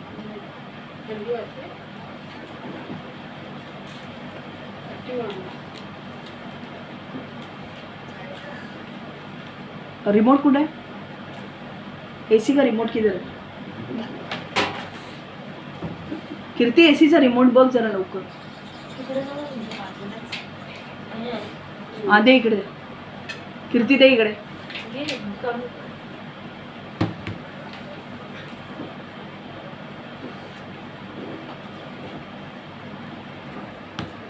ये जब मैं करती थी ना, सैटरडे को जाना आना, बुक्स लेकर आना करना, सैटरडे को प्रैक्टिस करने जाना, प्रैक्टिस करके आना, वो मुझे जो काम परमेश्वर की सेवा करके जो मुझे आनंद मिलता था ना, लिटरली मैं अपने थकान को भूल जाती थी मैं. क्यों? क्योंकि मुझे इतनी तृप्तता मिलती थी, क्योंकि परमेश्वर ने मुझे काम दिया था वो मैं करती थी. सुबह संडे को पूरा ऑन द टोज रहना पड़ता था, क्योंकि 10 बजे चर्च चालू होगा, मुझे 9 बजे तक, लिटरली आप विश्वास नहीं करोगे, मैं रेस्ट मिलता ही नहीं था. सैटरडे को गया थोड़ी देर, 2-4 घंटा मिल गया. संडे को वापस 9 बजे 8 बजे उठना पड़ेगा आपको, 9 बजे चर्च में पहुंचना है, वो सब लगाना है, बुक स्टॉल. और फिर हमारा कॉर प्रैक्टिस होता था. मैं कॉर प्रैक्टिस के लिए जाती थी. सब माइक लेके हम आराधना करते थे प्रैक्टिस के लिए, पूरा इसके बैंड के साथ. वो होने के बाद चर्च के चीज़ें, वो होने के बाद बहुत सारे ब्रांच लीडर्स के मीटिंग्स होते थे, तो वो सारा अटेंड करके मैं घर पे आती थी. कभी कभी 2 बज जाता था, कभी 3 बज जाता था. और वो घर पे आने के बाद 2-3 घंटे गए, फिर सोना है, दूसरे दिन ऑफिस चालू. पर मैं आपको बोलना क्या चाहती हूँ कि परमेश्वर की सेवा करके जो मुझे आनंद मिलता था ना, वो आनंद कहीं नहीं है. और वो सिर्फ वही लोग जानेंगे जो परमेश्वर की सेवा करते हैं. एक वक्त आएगा जब हमारे चर्च में अभी वापस बहुत सारे लोग आएंगे ना, तो बहुत काम होगा, तब आपको सुबह जल्दी आना पड़ेगा. और जब वो काम करेंगे ना, तब वो आनंद जो मिलता है ना, वो आनंद कहीं नहीं मिलेगा. आपको काम करके वो आनंद जो मिलता है ना, आपके काम करने के बाद जो आनंद मिलता है, वो आनंद भी फीका है. अगर काम करने के बाद आपको एक आनंद मिलता है ना कि भाई हम ये काम कर रहे हैं, है ना, बैट्समैन को बैटिंग करने के बाद आनंद मिलता है कि भाई हाँ हम क्रिकेट खेल रहे हैं, अच्छा लग रहा है. पर परमेश्वर की सेवा करने के बाद जो आनंद मिलता है, वो लेवल यहाँ पे है. क्योंकि बैटिंग करने से, बाकी के चीज़ें करने से वो आनंद नहीं होता है, वो हैप्पीनेस होता है, वो खुशी होती है जो थोड़ी देर के लिए रहती है. जब तक आप क्रिकेट खेलोगे आपको खुशी मिलेगी, क्रिकेट बंद होने के बाद वो खुशी गई. परमेश्वर की सेवा करने के बाद आपको आनंद मिलता है, और परमेश्वर का आनंद आपका सामर्थ्य है. वो आपको अच्छे दिन हो बुरे दिन हो, वो आपको अंदर से खुश रखेगा. परमेश्वर की सेवा जब आप करते हो तो आप विश्वास नहीं करोगे, लिटरली हमारी जो पेटी होती थी, इतनी बड़ी पेटी, ऑफ नीचे जाके ग्राउंड फ्लोर पे खोलना था, वो सामान पूरा नीचे से ऊपर लेकर आना होता था. इतनी मेहनत होती थी वो करने के लिए. 1-2 लोग हम आके लेकर आते थे. 3 माला चढ़ो, लिफ्ट से भी नहीं, 2 या 3 माला चढ़ के ऊपर लेकर आओ ग्राउंड फ्लोर से, फिर नीचे लेकर जाओ, फिर बाद में पेटी में डाल के बाकी के लोग लेकर जाते थे. बट कुछ अगर रह गया तो नीचे जाके लेकर आओ. सीरियसली मैं बोल रही हूँ, इतनी मेहनत. जो लोग परमेश्वर की सेवा करते हैं ना, उनको पता है वो आनंद क्या है. कल चाय बांटने को बोला, और कोई भी सेवा छोटी मोटी नहीं है. कल चाय बांटने को बोला, मैं चाय भी मैंने बांटा है, मैंने पानी भी बांटा है, चाय भी बांटा है, मैं सब कुछ कर चुकी हूँ. हर चीज़ में आनंद मिलेगा. और ये आनंद ना, आप सच बोल रहे हो, आपको ये बाकी की चीज़ों में नहीं मिलेगा. परमेश्वर की सेवा आपको हाईएस्ट आनंद देगा, और वो आनंद ना आपके अंदर रहता है. मैं दूसरे चर्च में थी, वहाँ पे जाके परमेश्वर के लोगों के ऊपर मैं ट्रांसलेशन करती थी. वहाँ पे तब आनंद मुझे मिलता था. ट्रांसलेशन करने के बाद जब लोगों के ऊपर मैं प्रेयर करती थी ना, मैं 3 बजे तक, 3 या 4 बजे तक लोगों के ऊपर प्रेयर करती थी. कभी कभी 5 बज जाते थे. वो जो आनंद मिलता था ना यार, हफ्ते वो आनंद रहता था. ये वाव यार, आज ये किया हमने परमेश्वर के लिए. समझ में आ रहा है? ये मैं जानबूझ के आपको सिखा रही हूँ ये चीज़. सुनो अब,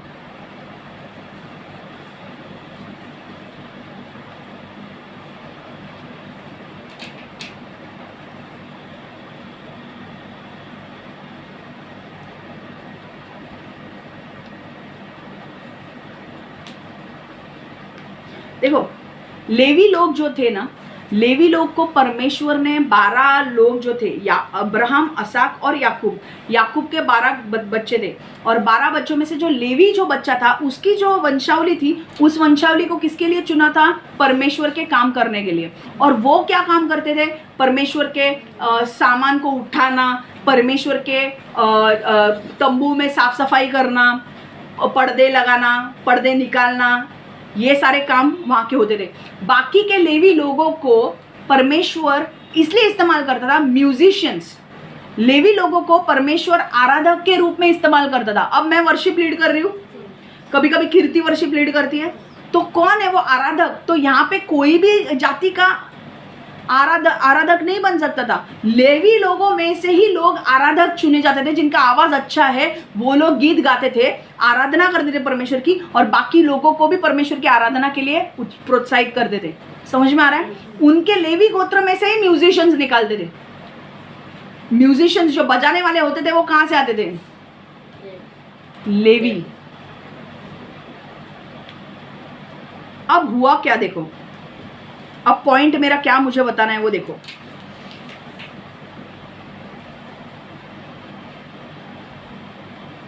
सी देखो, अब है ना प्रॉब्लम कहाँ आया। कोरा को परमेश्वर ने लेवी बनाया था, पर कोरा को लेवी गोत्र का था कोरा, तो कोरा को पहले ही परमेश्वर ने अलग कर दिया था कि भाई तू मंदिर के काम करेगा। पर मंदिर के काम, मैंने क्या बोला, कोरा के काम क्या था? उठाने का काम था। और उसके जो दो भाई थे, मतलब गिरशोन और मरारी के जाति के जो लोग थे, वो लोग को उठाने के काम नहीं थे, वो बैलगाड़ी में चीजें रख के लेकर जा सकते थे। पर कोरा के जो कोहात के जो लोग थे ना, कोरा जहां से आया था, उनका काम उठाने का था। तो उसे गुस्सा आता था, कहीं उठाने के वक्त कहीं हाथ लग गया तो मर जाएंगे, इसलिए उसे वो काम अच्छा नहीं लगता था। बट वो उसने क्या किया, कोरा ने बोला यार ये काम जो है ना, ये बहुत गड़बड़ी का काम है, ये उठा के लेकर जाओ। ये मेरे बाकी के जो गिरशोन और मरारी के जो जाति के है ना, 3 भाई थे, लेवी के 3 पुत्र थे, गिरशोन, मरारी और कोहात का नीचे कौन था? कोरा। और गिरशोन और मरारी के लोग जो थे ना, वो भी परमेश्वर के काम करते थे, पर उनका काम ये था कि गाड़ी में से चीजों को लेकर जाना, और इनको उठाने का काम था। तो कोरा के जो लोग थे ना, वो बहुत उनको गुस्सा आता था वो काम करने के लिए। क्यों? क्योंकि वो बोलते थे कि इनका अगर मैं काम करूँ ना, तो इनके काम करने से, ये काम करूँ ना अगर मैं, तो ये काम करने से मेरी जान भी जा सकती है, तो मुझे याजक की पोजीशन चाहिए। और कोरा का क्या प्रॉब्लम था कि कोरा मूसा और हारून का चचेरा भाई था। तो मूसा को कौन सी पोजीशन मिली? लीडरशिप की, लेवी होके, हाँ, लीडर, 20 लाख लोगों को लीड करना। हारून को कौन सा काम मिला? याजक का। तो वो बोलने लगा मैं भी लेवी हूं, मैं भी उसी गोत्र का हूं। आप अगर 3 लोग हैं, कविता, संध्याताई और मैं, हम तीनों एक ही गोत्र के, पर मैं लीड कर रही हूँ और आपको दूसरा उठाने का काम दिया, तुझे भी उठाने का काम दिया, तो तू क्या बोलेगी? क्षमा भी हमारे ही गोत्र की है ना, फिर भी क्षमा प्रीचिंग क्यों कर रही है? मैं नहीं प्रीच कर सकता? नींद ले लो, खड़ाटे मार दो, फिर मैं चालू करती हूँ वापस। एक एक वचन बनाने के लिए ना हालत खराब होती है यार, समझो please, don't take it lightly. तुम लोगों को एक एक चीज सही तरीके से समझ में आए ना, मुझे गूगल ट्रांसलेट में 10 बार देखना पड़ता है, ताकि मैं मराठी का ट्रांसलेशन मराठी में सही तरीके से कर सकूं, हिंदी का ट्रांसलेशन हिंदी में कर सकूं, और इंग्लिश का ट्रांसलेशन इंग्लिश में कर सकूं। पर ये तुम लोग नहीं देखते पीछे का काम, तुम लोग खराटे मारने का काम करते हो इधर आने के बाद, है कि नहीं?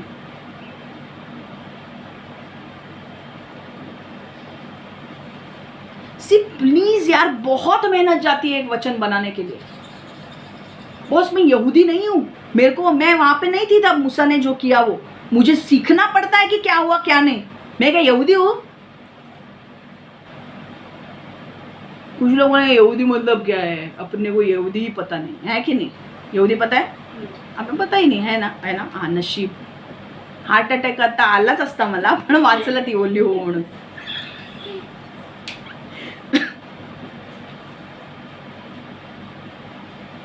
ओके, कोरा को अपने काम से कुछ, अब कोरा को ये चाहिए था कि भाई मेरा काम बहुत टफ है, उठाने का काम मेरे को करना नहीं है, मेरे बाकी के लोग सब मस्त गाड़ी से, बैलगाड़ी से सामान लेके जाते हैं, मेरे को उठाने को लगता है, मुझे ये नहीं चाहिए, तो मुझे याजक की पोजीशन मारनी है. कुछ लोगों को अगर तुम्हारे काम करने में तुम्हें समाधान मिलता है ना, तो तुम दूसरों की पोजीशन मारने के लिए कभी नहीं जाओगे. उसे कोरा को क्या चाहिए था? प्रीस्ट बनना था, याजक बनना था. मतलब धूप जलाओ, बस धूप जलाने का काम करो, हो गया. भाई धूप जलाने का काम हो गया नहीं, वो बहुत बड़े लेवल का काम था धूप जलाने का, और कोई भी एरा गैरा आके धूप नहीं जला सकता. आज देखा ना, 250 लोगों ने धूप जलाया, मर गए वो लोग. आपको पता है, मैंने वो स्टोरी सुनाई थी किंग उजिया की. वो राजा जब तक बना नहीं था तब तक वो परमेश्वर की सब बातें मानता था. जैसे वो राजा बना, उसने परमेश्वर का सारे वचनों का उल्लंघन करना शुरू किया, उसे कुछ फर्क नहीं पड़ता था कि वो कितने बड़ा है, मतलब कि वो बड़ा बन गया, उसका फेम हो गया और सब लोग जानने लगे, तो उसे परमेश्वर की पड़ी नहीं थी, परमेश्वर के विरुद्ध काम करता था वो। उसने क्या किया, एक दिन राजा कोई मंदिर में जा नहीं सकता, सिर्फ याजक जा सकते हैं। उसके पता नहीं दिमाग में क्या आया, वो अंदर मंदिर में घुसा, वो राजा उजया। पहले कुछ नहीं था तो परमेश्वर के पीछे चलता था, जब पैसा, नाम, शोहरत आ गई, उसने परमेश्वर का वचन पर चलना भूल गया। वो परमेश्वर का वचन क्या कहते हैं, सिर्फ याजक मंदिर में आ सकते हैं और धूप जला सकते हैं। ये भाई साहब अंदर आए, इन्होंने धूप जलाया, याजक 80 याजक उसके पीछे आए और बोलने लगे, यहाँ से उजा राजा, तू अभी बाहर निकल, क्योंकि तेरे ऊपर कहर बरसेगा, परमेश्वर तुझे छोड़ेगा नहीं। और उसने बोला मुझे जलाना है। परमेश्वर ने उसी वक्त उस जगह पे उसे कोड़ दिया, उसके माथे पे कोड़ आया और वो राजा के पोस्ट से निकाला गया, उसे बाहर पोजीशन में डाल दिया। उसको बोला तू यहाँ पे रहेगा नहीं, क्योंकि पता है ना आपको, जो लोग कोड़ी होते थे उस वक्त, वो उन इजराइल कम्युनिटी के लोगों के साथ नहीं रहते थे, क्योंकि इट वॉज अ कंटेजियस। अभी बहुत सारे मेडिसिन आए हैं, पर उस वक्त मेडिसिन नहीं थे। तो अगर किसी को कोड होता था ना, पता है ना, लोग दूर रहते थे, क्योंकि किसी और को हो सकता है। तो राजा को कोड हुआ, फेम, मैं एक बात बोलूँ, कितना भी पैसा आने दो, नाम होने दो, शोहरत होने दो, परमेश्वर को कभी मत भूलो। वो परमेश्वर को भूल गया, परमेश्वर के वचन पर चलना भूल गया। आज जब नहीं था, परमेश्वर के पीछे चल रहा था, जब नाम, शोहरत सब देखने लगे, अरे यार जब वो देखने लगा, अरे यार बड़े बड़े लोग मुझे कॉल कर रहे हैं, बड़े बड़े लोग मुझे देख रहे हैं, बड़े बड़े लोग मुझे गिफ्ट दे रहे हैं, बड़े बड़े लोग मुझे वाह कर रहे हैं, उसके दिमाग में वो ना सक्सेस चला गया। उसने बोला अब सबके साथ मेरा अच्छा हो गया, क्यों चाहिए परमेश्वर? अरे परमेश्वर नहीं तुझे यहाँ तक लाया है, ये मत भूल। बड़े बड़े लोग आज तुझे देख रहे हैं क्योंकि तेरे को परमेश्वर ने यहाँ तक लाया है। तू यहाँ आने के बाद परमेश्वर को मत भूल, इनफैक्ट यहाँ आने के बाद सबके सामने बोल कि मेरे को परमेश्वर ने यहाँ तक लाया है। पर उसके दिमाग में वो सक्सेस गया और उसने बोला मुझे धूप जलाना है, आके धूप जलाने लगा। परमेश्वर ने उसी वक्त उसे ठोका और उसे कोड़ माथे पे दिया और उसी वक्त उसको पोजीशन से निकाल दिया। वो राजा नहीं रहा, उसका बेटा राजा बना और उसे वहां से उसे निकाल दिया गया। और कहाँ गया वो? मरते दम तक उसके माथे पे कोड़ था। कहाँ गया वो? इजराइली लोग जहाँ पे रहते थे ना, दूर एक जगह वो लोग बनाते थे, कोड़ी लोगों को वहां रखा जाता था, पास में नहीं। मतलब अगर ये हमारी जगह है ना, तो मार्केट है, महिम का मार्केट, वहां पे कोड़ी लोगों के लिए जगह होगी। इतना दूर रखा जाता था ताकि वो संक्रमण ना हो, कंटेजियस है ना वो ना हो, इसलिए। समझ में आ रहा है? अब राजा का काम क्या है? राजा का काम है राज दरबार संभालना, लोगों की सेवा करना, क्या इश्यूज है क्या नहीं वो निपटाना। तू मंदिर में क्यों आ रहा है? यहाँ पर प्रॉब्लम कहाँ है? प्रॉब्लम अंदर की बात यह है कि तू तृप्तता नहीं है तुझे। अगर तेरे को सेटिस्फैक्शन होता ना कि तेरे काम से, तो तू दूसरे के काम को करने के लिए कभी नहीं जाता। कोरा को सेटिस्फैक्शन ही नहीं था जो वो काम कर रहा था, इसीलिए सेटिस्फैक्शन होना जरूरी है और आपके जीवन में तृप्तता होनी जरूरी है। अगर तृप्तता नहीं है, मेरे पास इतना पैसा है पर मेरे को ना और पैसा चाहिए, इसलिए मैं क्या करूंगी? दूसरों को लूटूंगी। गलत। आप एक चीज ध्यान में रखो, एक चीज आज परमेश्वर कह रहा है आपसे, आपके जीवन में तृप्त रहना सीखो, सैटिस्फाइड रहना सीखो। जो आपके पास है उससे खुश रहना सीखो। दूसरों की चीजें जो आपके पास है उससे खुश रहो। मेरे पास इतना घर है ना, चाहिए मैं खुश हूँ बाबा, पर मैं इतना घर है, ठीक है, मेरी इच्छा है कि ये घर से भी मुझे बड़ा घर लेना है, पर ये घर से बड़ा घर लेने के लिए मैं किसी का खून करके या किसी की प्रॉपर्टी नहीं छीनूंगी या किसी के गलत पेपर साइन करके नहीं लूंगी, किसी को दारू पिला के कि भाई तू दारू पिला और मैं इसके प्रॉपर्टी के पेपर साइन करके लेती हूँ। मैं नहीं करूंगी ये। मुझे अगर घर चाहिए बड़ा घर, तो मैं मेहनत करूंगी, पैसा कमाऊंगी और बड़ा घर लूंगी। कुछ लोगों को सेटिस्फैक्शन नहीं है, कुछ लोगों को झोपड़ी में रहते हैं वो लोग, पर उनको महल में रहने के सपने होते हैं और उस सपने को पूरा करने के लिए वो किसी के भी बैंक लूट सकते हैं, वो किसी को भी मार सकते हैं, वो किसी का भी पति छीन सकते हैं, किसी के भी रिलेशनशिप्स हड़प कर सकते हैं, कुछ भी लेवल तक जा सकते हैं पैसे पाने के लिए। और उन्हें बिल्कुल कुछ नहीं लगता है, कि हम ये सब कर रहे हैं वो गलत है। आपको पता है कुछ लड़कियां ऐसे होती है, पैसा, सेटिस्फैक्शन अंदर नहीं है, जितना है उससे खुश नहीं है, क्योंकि परमेश्वर के करीब नहीं है। परमेश्वर के पास होंगे तो तृप्तता है। सब आंखें खोलो अभी। परमेश्वर के करीब हो तो अंदर सेटिस्फैक्शन आएगा।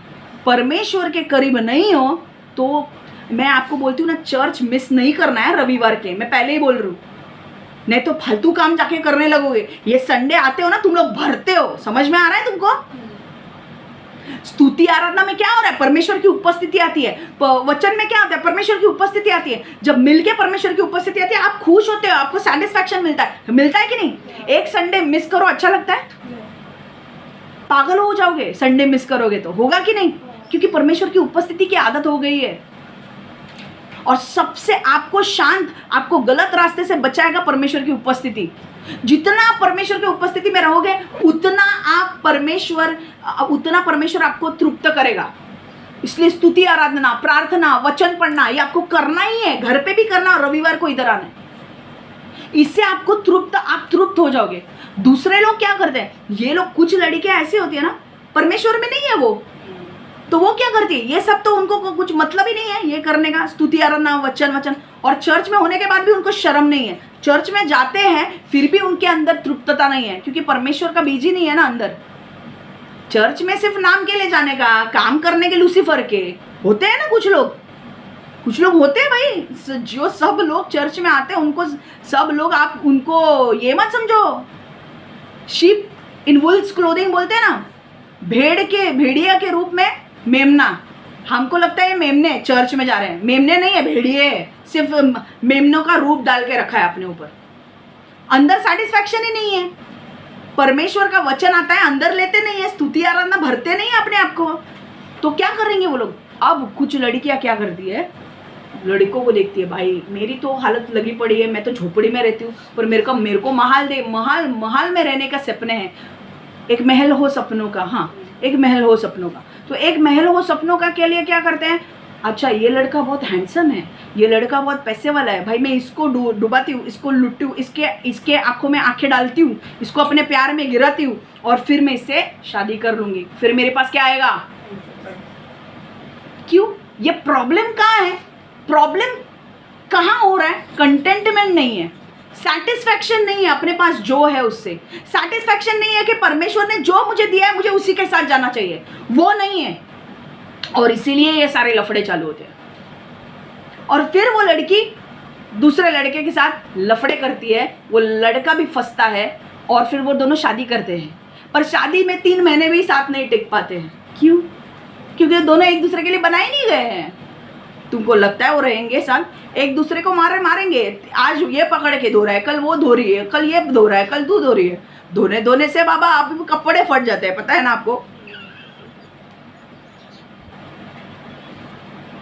तो ये लोग फटने लगे तो बोल रहे भाई आप डिवोर्स लेना है, अभी हमको रहना नहीं है, डिवोर्स लेना है। बहुत धुलाई हो गई हमारी, है ना?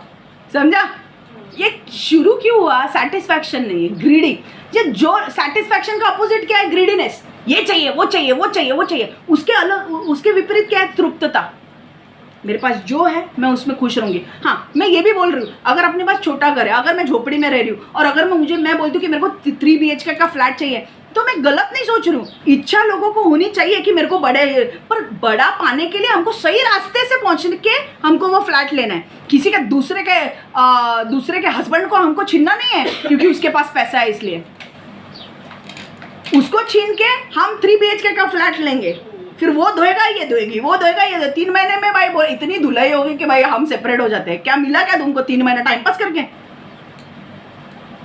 Wasted your years, your emotions, everything you wasted for 2 years.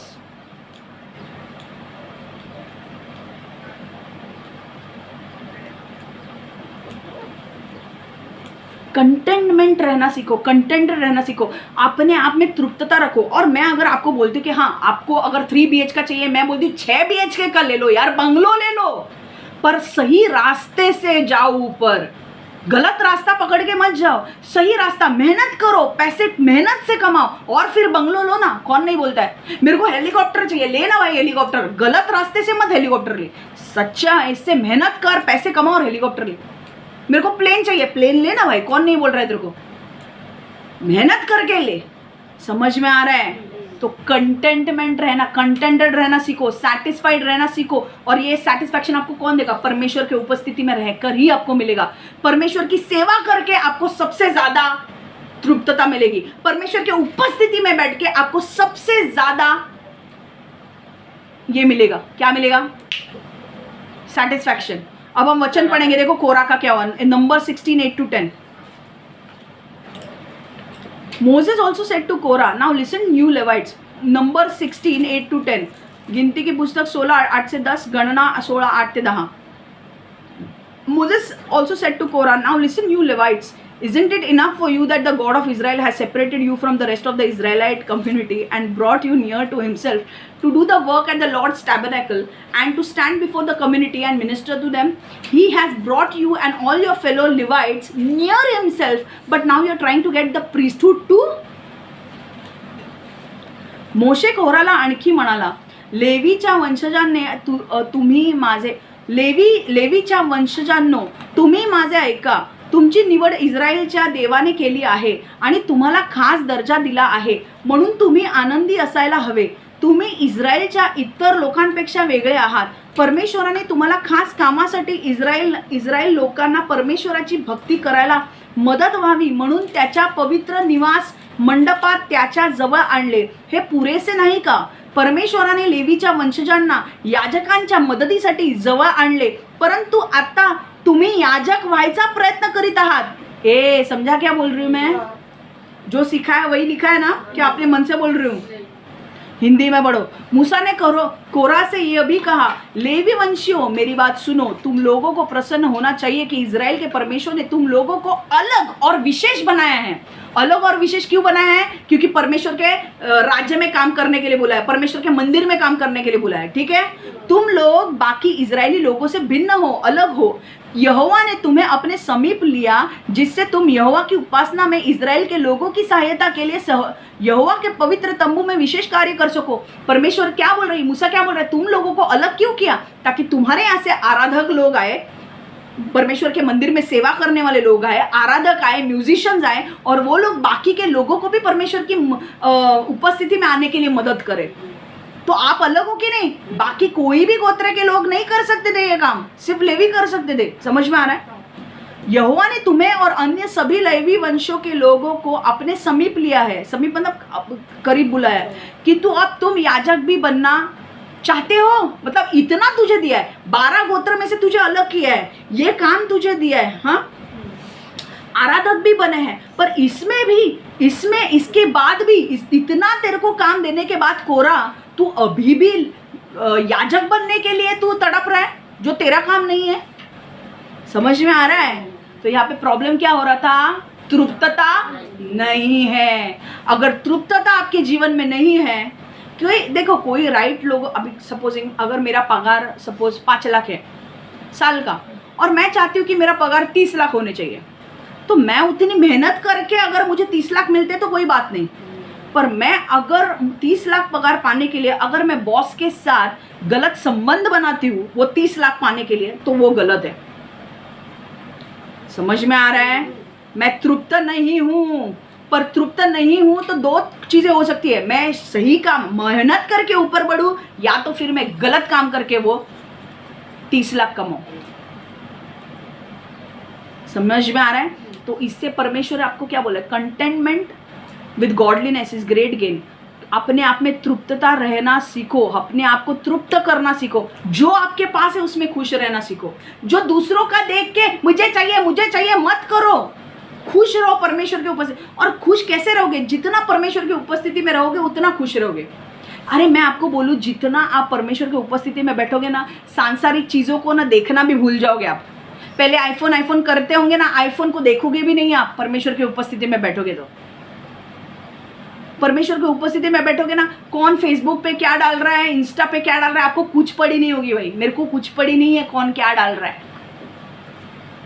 अगर परमेश्वर की उपस्थिति में इतना पावर है, परमेश्वर की उपस्थिति में इतना अभिषेक है कि तुम्हें इतनी शांति मिलेगी, तुम्हें स्वर्ग अगर कोई लेकर जाएगा और तुम्हें पृथ्वी पर लेकर बाद में आएगा, तो तुम्हें अच्छा लगेगा क्या?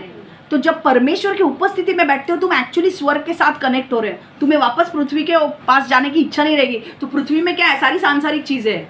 धीरे धीरे जितना आप परमेश्वर की उपस्थिति में बैठोगे ना, सांसारिक चीजों का एडिक्शन, जो क्रेज होगा ना आपका, कम होते जाएगा।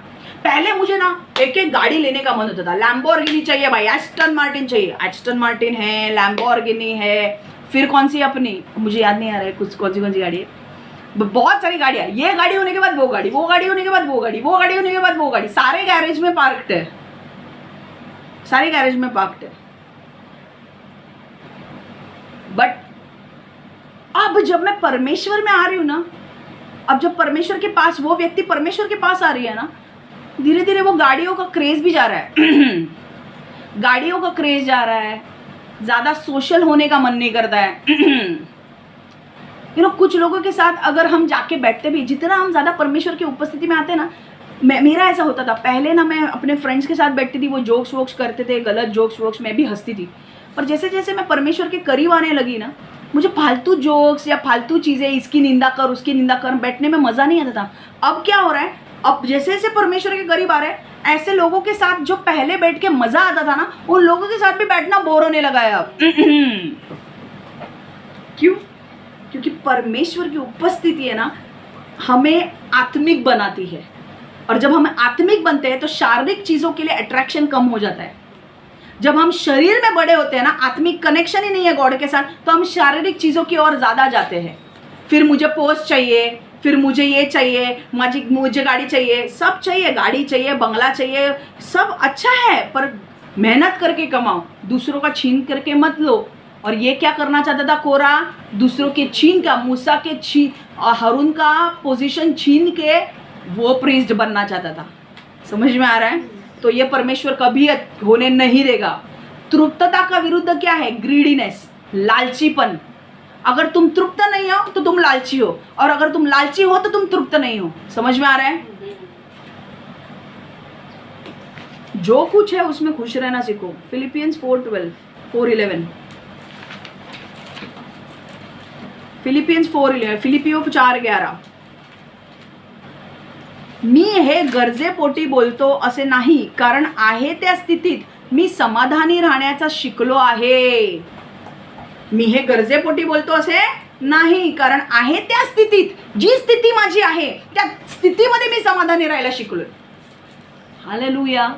वापस और एक Philippians 4:11. I am not saying this because I am in need, for I have learned to be content whatever the circumstances.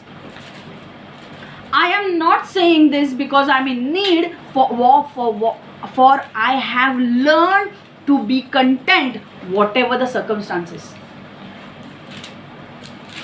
किसी आवश्यकता के कारण मैं यह नहीं कह रहा हूँ, क्योंकि जैसा भी परिस्थिति में मैं रहूं, मैंने उसी में संतोष करना सीख लिया है. हालेलुया. चाहे कैसी भी स्थिति हो आपकी, कई बार आपके जीवन में, सुनो इधर, कई बार आपके क्या मोबाइल, क्या ये इधर देख रही है, वो मोबाइल में देख रही है, वो नीचे, सुनो इधर, कई बार आपके जीवन में अच्छी चीज़ें आएंगी, कई बार आपके जीवन में बुरा टाइम आएगा. कोई भी टाइम हो, कंटेंटेड रहना सीखो. वो चीज़ आपको नहीं मिल रही है, छोड़ो. नहीं मिल रही है, नहीं, still try to be contented. नहीं मिल रही है तो छीनने मत जाओ उस चीज़ को. नहीं मिल रहा भाई, अभी मेरे पास इतना ही पैसा, मैं इतने पैसे में ही कर सकती हूँ, ठीक है, मैं उसमें खुश रहूँगी. पौलुस ने बोला, कई बार पौलुस को मौका मिलते थे राजा लोगों से बात करने का, तो वो राजा लोगों से बात करता था. कई बार पौलुस गरीब लोगों से बातें करता था. कई बार पौलुस, तो वो दोनों में खुश था. कभी राजा के साथ बात करने को मिल रहा है, किंग अग्रिप्पा के सामने वो खड़ा रहा, फेस्टस के सामने वो खड़ा रहा, फेलिक्स के सामने वो खड़ा रहा, और परमेश्वर ने बोला कि तुझे खड़े रहना है राजाओं के सामने और मेरी गवाही देनी है. तो कौन से लेवल पे पहुंचा था वो.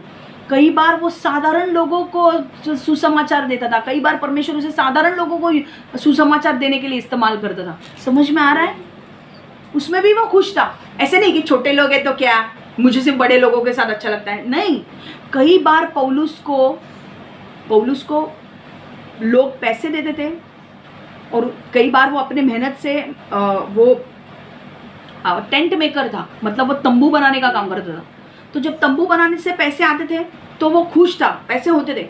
कई बार उसने ऐसे भी दिन निकाले जब उसे खाना नहीं था जब उसे खाना नहीं मिलता था, उसमें भी वो कंटेंटेड था, उसमें भी वो तृप्त था कि बाबा नहीं मिला ना, छोड़ो, परमेश्वर फिर भी भला है। आज नहीं मिला, परमेश्वर कुछ करेगा, परमेश्वर मुझे आगे मेरी जिंदगी बदलेगा। वो कंटेनमेंट होना जरूरी है, वो तृप्तता होनी जरूरी है। नहीं मिला तो भी मैं तृप्त हूँ, मिला तो भी मैं तृप्त हूँ, है कि नहीं? कई चीजें आपको परमेश्वर नहीं देगा तो क्या आप दूसरों को मारने जाओगे, छीनने जाओगे, दूसरों को लूटने जाओगे? बिल्कुल नहीं।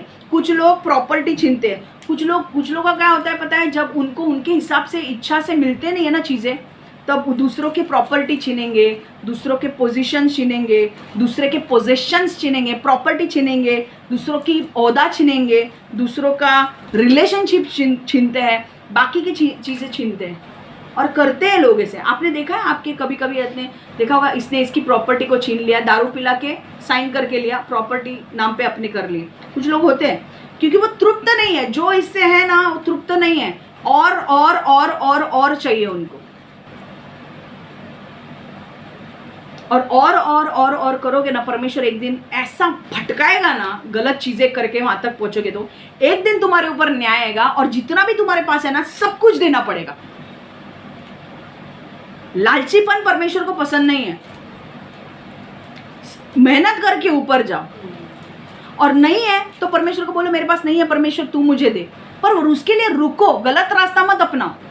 दूसरों की प्रॉपर्टी छीनना, दूसरों के पोजीशन छीनना परमेश्वर को अच्छा नहीं लग रहा था। तो कोरा एरन के बारे में बात कर रहा था, तो याजक बनने की कोशिश कर रहा था। तुझे एरन का पोजीशन क्यों चाहिए? मैंने दिया उसको पोजीशन। वो कहीं ना कहीं जाके न्याय आएगा। दूसरों की प्रॉपर्टी मत छीनो, दूसरों के घर मत छीनो। लोग छीनते अपने घर अपने नाम पे करके लेते हैं, घर नाम पे करके लेते हैं, खेती बाड़ी अपने नाम पे करके लेते हैं।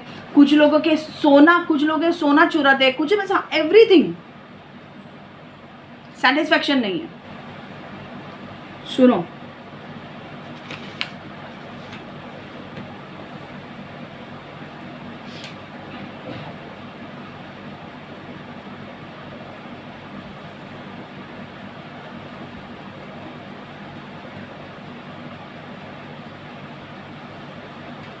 तो यहाँ से हमें सीखना क्या है? हमें कंटेंटेड रहना है, हमें तृप्त रहना है। तो 2 पॉइंट हमने कौन से सीखे आज? पहला पॉइंट हमने कौन सा सीखा कि एनीबडी कैन बी डिसीव्ड, किसी को भी धोखा दिया जा सकता है। और दूसरा पॉइंट हमने क्या सीखा आज? संतुष्टि एक संपत्ति है। संतुष्टि मतलब संपत्ति है, इज एन एसेट। ओके, संतुष्टि मतलब एसेट है हमारा, संपत्ति है, पैसे नहीं संपत्ति है, संतुष्टि संपत्ति है। ओके, तो परमेश्वर हम मांगते हैं प्रभु, हर एक व्यक्ति जिसने आज वचन को सुना है, मैं मांगती हूँ प्रभु, कोई भी किसी को भी धोखा दिया जा सकता है, तो परमेश्वर हर एक को डिसर्नमेंट से भर प्रभु, बुद्धि ज्ञान से भर, और परमेश्वर गलत प्रभाव डालने वाले लोगों से दूर रख प्रभु, गलत लोगों से, गलत चीज़ों से इनको दूर रख प्रभु। जो भी ये वचन सुनने वाले हैं उनको गलत लोगों से, गलत चीज़ों से दूर रख, और परमेश्वर इनके अंदर कंटेनमेंट दे, एक तृप्तता दे, समाधान दे प्रभु। जो भी ये कर रहे हैं इनको समाधान दे। अगर इनकी इच्छाएं भी बड़ी है तो परमेश्वर उन इच्छाओं को पाने के लिए इनको सही मार्ग से वो इच्छा पूरी करने दे प्रभु। यीशु के नाम से मैं प्रार्थना करती हूँ कि परमेश्वर आज ये जो 2 पॉइंट हमने सीखे, ये वचन हम अंदर लेंगे और उस अनुसार हम बदलेंगे और वैसे हम जीवन जिएंगे प्रभु। शैतान इस वचन को चुरा ना पाए, इनके जीवन से ये बीज जो आज मैं बो रही हूँ, ये बीज उनके जीवन में फल लाए प्रभु। यीशु के नाम से मैं प्रार्थना करती हूँ। Amen, amen, amen. God bless you all. Take care.